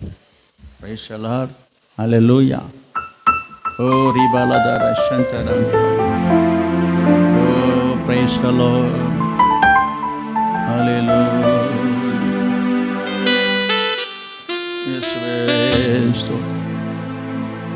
நீங்க ஒரு நிமிஷம் ஜெபம் பண்ணுங்க. ஆண்டவர்கிட்ட என்ன கேட்கணும்? நல்ல குணங்களை கேளுங்க. இப்போவே கேளுங்க. ஆண்டவரே, என் கோபம் போகணும், எரிச்சல் மாறணும், அப்படி பிடிவாதம் வைராக்கியம் போகணும், பொறாமை குணங்கள் மாறணும், இப்படிப்பட்ட தீய சுவாபங்கள் என்னோட்டு போகணும், முன்கோபம் எனக்குள்ளே இருக்கிறது, பெருமை எனக்குள்ளே இருக்கிறது, எனக்கு சகிப்புத்தன்மை இல்லை, எனக்கு ஒரு பொறுமை இல்லை, ஒரு தாழ்மை இல்லை. ஆண்டவரே, எனக்கு தாழ்மையை தாங்க, ஒரு பொறுமையாக இருக்க பொறுமையை தாங்க, எல்லாவற்றையும் அனுசரித்து போகிறதுக்கு வேண்டிய சகிப்புத்தன்மையை தாங்க. கேட்கணும். நீங்கள் கேட்கணும். நீங்கள் கேட்டுக்கொள்வது எதுவோ அது உங்களுக்கு செய்யப்படும். நீங்கள் இதை கேட்டீங்கன்னா ஆண்டவருடைய பார்வையிலே ஆண்டவருக்கு அது உகந்த விண்ணப்பமாக இருக்கும். சாலமோன் ஜெபித்தது போல. பிரைஸ் தி லார்ட், ஹல்லேலூயா, ஹல்லேலூயா. நீங்கள் கேளுங்க. ஸ்தோத்திரம் ஆண்டவரே. ஏசப்பா ஸ்தோத்திரம். நீங்கள் கேளுங்க, கேட்டுக்கொள்ள என்னத்தை கேட்க போகிறீங்க? உகந்த விண்ணப்பத்தை கேளுங்க. எல்லாரும் ரட்சிக்கப்படணும். என் குடும்பத்தில் சொந்த பந்தங்கள் உறவுகள்லாம் இன்னும் ரட்சிக்கப்படல. ஆண்டவரே அவங்க ரட்சிக்கப்படணும்ப்பா. இந்த தேசத்தில் எல்லாரும் ரட்சிக்கப்படணும். கேளுங்க, ஜெபம் பண்ணுங்க. Praise the Lord Jesus. Hallelujah. பொருத்தனை பண்ணி ஜெபம் பண்ணுவேன்னு சொல்லி தீர்மானம் செய்யுங்க. கேட்குற காரியத்தை விண்ணப்பத்தை ஒரு பொருத்தனை பண்ணி கேளுங்க. கர்த்தர் உங்களுக்கு செய்வார். அவர் சொல்கிறபடி செய்யணும்னு சொல்லுங்கள். ஆண்டவரே நீங்கள் சொல்கிறபடி நான் செய்வேன். ஆண்டவரே நீங்கள் என்ன சொல்கிறீங்களோ அதன்படி நான் செய்கிறேன். ஆண்டவரே என் விருப்பம் என் இஷ்டம் என்று வேண்டாம். என் விருப்பப்படி நான் இனி செய்ய மாட்டேன். என் இஷ்டப்படி நான் செய்ய மாட்டேன். உங்கள் விருப்பப்படி நான் செய்கிறேன். ஆண்டவரே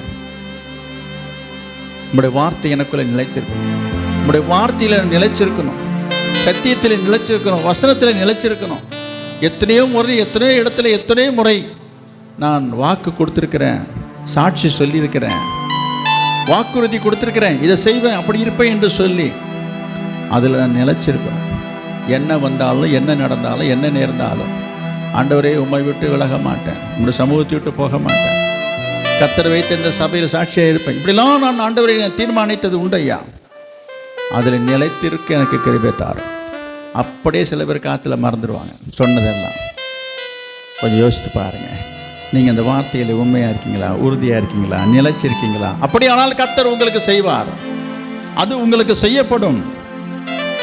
என்ன செய்யணும்? ஆண்டவர் செய்வார். கர்த்தருடைய ஊழியத்தை பார்வைக்கு செய்கிறீங்களா, மெச்சிக்கத்துக்கு செய்கிறீங்களா, பாராட்டுறதுக்காக செய்கிறீங்களா, பெருமைக்காக செய்கிறீங்களா, கர்த்தருக்காக செய்கிறோமா? இது கர்த்தருடைய ஊழியம் இல்லையா? கர்த்தருடைய ஆலயத்தில் உள்ள பணிவிடைகளை நான் பார்த்தோம். பணிவிடை செய்ய வேண்டும் என்று ஆண்டவர் சொல்றார். பணிவிடை செய்கிற வேலையில் நம்ம அலட்சியம் பாராட்டுறோமா? யாரோ செய்யட்டும் என்று சொல்லி அலட்சியம் பண்ணுறோமா? இல்லை போட்டி போட்டு கொண்டு போகிறோமா? ஆண்டவர் எல்லாத்தையும் பார்க்குறார். ஓ, என் வீடு பாழாய் கிடக்கும் போது அவனவன் தன் வீட்டுக்கு ஓடி போறீர்கள் என்று சொன்னார். ஒரு வசனம் ஆகாயில் எழுதியிருக்குது. அதுபோல் ஆண்டுடைய ஊழியம், ஆண்டுடைய வேலைகள் பாழாக கிடக்குது. சமைச்சு வச்ச சாப்பாடுலேருந்து, சமையல் பண்ண பாத்திரத்திலிருந்து 10 விதமாக பாழாக கிடக்கு. என் வீடு பாழாய் கிடக்கும் பொழுது நீங்கள் எல்லாரும் அவனவன் தன் வீட்டுக்கு ஓடி போகிறீங்களே. நமக்கு வீட்டுக்கு போகிறது தான் ரொம்ப அவசரமாக இருக்குது. ஆலயத்தில் ஆண்டோடைய ஜெப வீட்டில் கிடக்கிறத பற்றி கவலையே கிடையாது. அது யாராவது செய்வாங்க, அது யாராவது செய்யட்டும். கர்த்தர் பார்க்கிறார், கர்த்தர் கவனிக்கிறார். அல்லேலூயா, பிரைஸ் தி லார்ட். கர்த்தருக்காக செய்வோம். கர்த்தர் உங்கள் வாழ்க்கையில் உங்களுக்கு செய்ய வேண்டியதை செய்வார். Price the Lord. அவர் சொல்கிறபடி செய்யுங்க. அவர் சொன்னதை செய்யுங்க. அவர் சொல்கிறபடி செய்யுங்க. Praise the Lord. Hallelujah, hallelujah, hallelujah. எத்தனை பேர் இந்த வார்த்தைக்கு ஒப்பு கொடுத்து இந்த வாக்குத்தத்த வார்த்தை என் வாழ்க்கையில் நடக்கணும், நிறைவேறணும், பலிக்கணும், அதன்படி நான் வாழ விரும்புகிறேன் என்று சொல்லுகிற விருப்பம் உள்ளவர்கள் மட்டும் உங்கள் கரங்களை உயர்த்துங்க. நான் ஜெபம் பண்ணுறேன். அன்பின் பிதாவே, நாங்கள் உம்மை ஸ்தோத்திரிக்கிறோம். இந்த நீர் கொடுத்த இந்த புதிய மாதத்துக்காக ஸ்தோத்திரம். இந்த 6வது மாதத்தின் அந்த காலை வேளையிலே நீர் எங்களை வாக்குத்தத்தமாக கொடுத்த இந்த நல்ல வார்த்தைக்காக நமக்கு நன்றி செலுத்துகிறோம் ஐயா. அது உங்களுக்கு செய்யப்படும் என்று சொல்லி உங்களுடைய பிள்ளைகளை பார்த்து, எங்களை பார்த்து நீ சொன்ன இந்த நல்ல வார்த்தைக்காக இந்த காலை நேரத்திலே உம்மை நன்றியோடு துதிக்கிறோம். ஸ்தோத்திரம் ஆண்டவரே, உமக்கு ஸ்தோத்திரம். அப்படியாக உம்முடைய பிள்ளைகள் என்னென்ன காரியங்களை நினைத்து எதிர்பார்த்து ஏங்கி கொண்டு ஆண்டவரை காத்து கொண்டு இருக்கிறார்களோ அதையெல்லாம் ஆண்டவர்கள் செய்வீராக. இன்றைக்கு இந்த வார்த்தையை, இந்த செய்தியை, உடைய வசனத்தை கேட்டுக்கொண்டிருக்கிற அனைவர் மீதும் பரிசுத்த ஆவியானவர் இறங்குவீராக. இந்த வார்த்தையை ஆங்காங்கே தூர தேசத்திலே இருந்தும் ஆண்டவரே வீடியோ மூலமாகவும், ஆண்டவரே காணொலி மூலமாகவும் ஆண்டவரே உமக்கு ஸ்தோத்திரம் கேட்கிற, பார்க்கிற, கேட்டுக்கொண்டிருக்கிற ஒவ்வொருடைய வாழ்க்கையிலையும் கர்த்தர் அற்புதங்களை, அடையாளங்கள் செய்வீராக. அவர்கள் செய்வேன் என்று சொன்ன வார்த்தையை நிறைவேற்றுவீராக. அதை அவருக்கு செய்வீராக. அவருடைய இருதயத்தினுடைய விருப்பத்தை, வேண்டுதலை கர்த்தர் நிறைவேற்றுவீராக. அவர்களும் கர்த்தாவே உம்மை நோக்கி விண்ணப்பிக்கிற எல்லா காரியங்களையும் கேட்டு அவருக்கு பதில் தருவீராக, பதில் செய்வீராக. அப்பா உமக்கு ஸ்தோத்திரம், உமக்கு ஸ்தோத்திரம். நீ சொல்லுகிறதை கேட்டு அதன்படி நடக்க, அதன்படி செய்ய ஒவ்வொருக்கு கிருபை தாங்கப்பா. உடைய வார்த்தை அவளுக்குள்ளே நிலைத்திருக்கட்டும் ஐயா. எதை கேட்க வேண்டும், எவைகளை கேட்க வேண்டும் என்கிறத இருக்கிறத பற்றிய ஒரு தெளிந்த புத்தியை தாங்கப்பா. உமக்கு ஸ்தோத்திரம். உலகத்தின் காரியத்துக்காக அல்ல, ஆவிக்குரிய காரியங்களுக்காக நல்ல சுவாபங்கள், நல்ல குணங்கள், நல்ல பழக்க வழக்கங்கள் ஆண்டவரே, நல்ல சுவாபங்களை பெற்றுக்கொள்ளும்படியாக கேட்டு இடத்தை பெற்றுக்கொள்ள உதவி செய்யுங்கப்பா. அவருடைய வாழ்க்கை மாறணும், குணங்கள் மாறணும், சுவாபங்கள் மாறணும், பேச்சு மாறணும், பழக்கங்கள் மாறணும், உம்மை போல மாறணும் ஐயா. ஒவ்வொருவரும் உம்மை போல மாற உதவி செய்யுங்கப்பா. ஆண்டவரே, உமக்காக வாழ உதவி செய்யுங்கப்பா. ஆண்டவரே, உமக்கு ஸ்தோத்திரம். கிருபை தந்து நடத்துங்க. நீர் வைத்த இந்த ஸ்தானத்தில், இந்த இடத்திலே கடைசி வரைக்கும் நிலைத்திருந்து கனி கொடுத்து நாமத்தை மகிமைப்படுத்தும்படி உதவி செய்யுங்கப்பா. உமக்கு ஸ்தோத்திரம், உமக்கு ஸ்தோத்திரம். அப்படி செய்வதற்காக உமக்கு நன்றி. இயேசுவின் நாமத்தில் ஜெபிக்கிறோம் எங்கள் நல்ல பிதாவே, ஆமென். ஆத்துமாவே கர்த்தரை ஸ்தோத்திரி, என் முழு உலமையோட பரிசுத்த நாமத்தை ஸ்தோத்திரி. என் ஆத்துமாவே கர்த்தரை ஸ்தோத்திரி, கர்த்தர் செய்த சகல உபகாரங்களையும் மறவாதே. ஆமென். நம்முடைய கர்த்தராகிய இயேசு கிறிஸ்துவினுடைய கிருபையும் பிதாவாகிய தேவனுடைய அன்பும் பரிசுத்த ஆவியானுடைய அந்யோன்ய ஐக்கியமும் இப்பொழுதும் எப்போதும் சதா காலங்களிலும் நம் அனைவரோடும் சகல பரிசுத்தவன் கூட தங்கியிருப்பதாக. ஆமென். கர்த்தர் உங்களை ஆசீர்வதிப்பார். கால தாமதத்துக்காக வருந்துகிறேன், மன்னிக்கவும், பொறுத்துக்கொள்ளுங்கள். கர்த்தர் உங்களை ஆசீர்வதிப்பார்.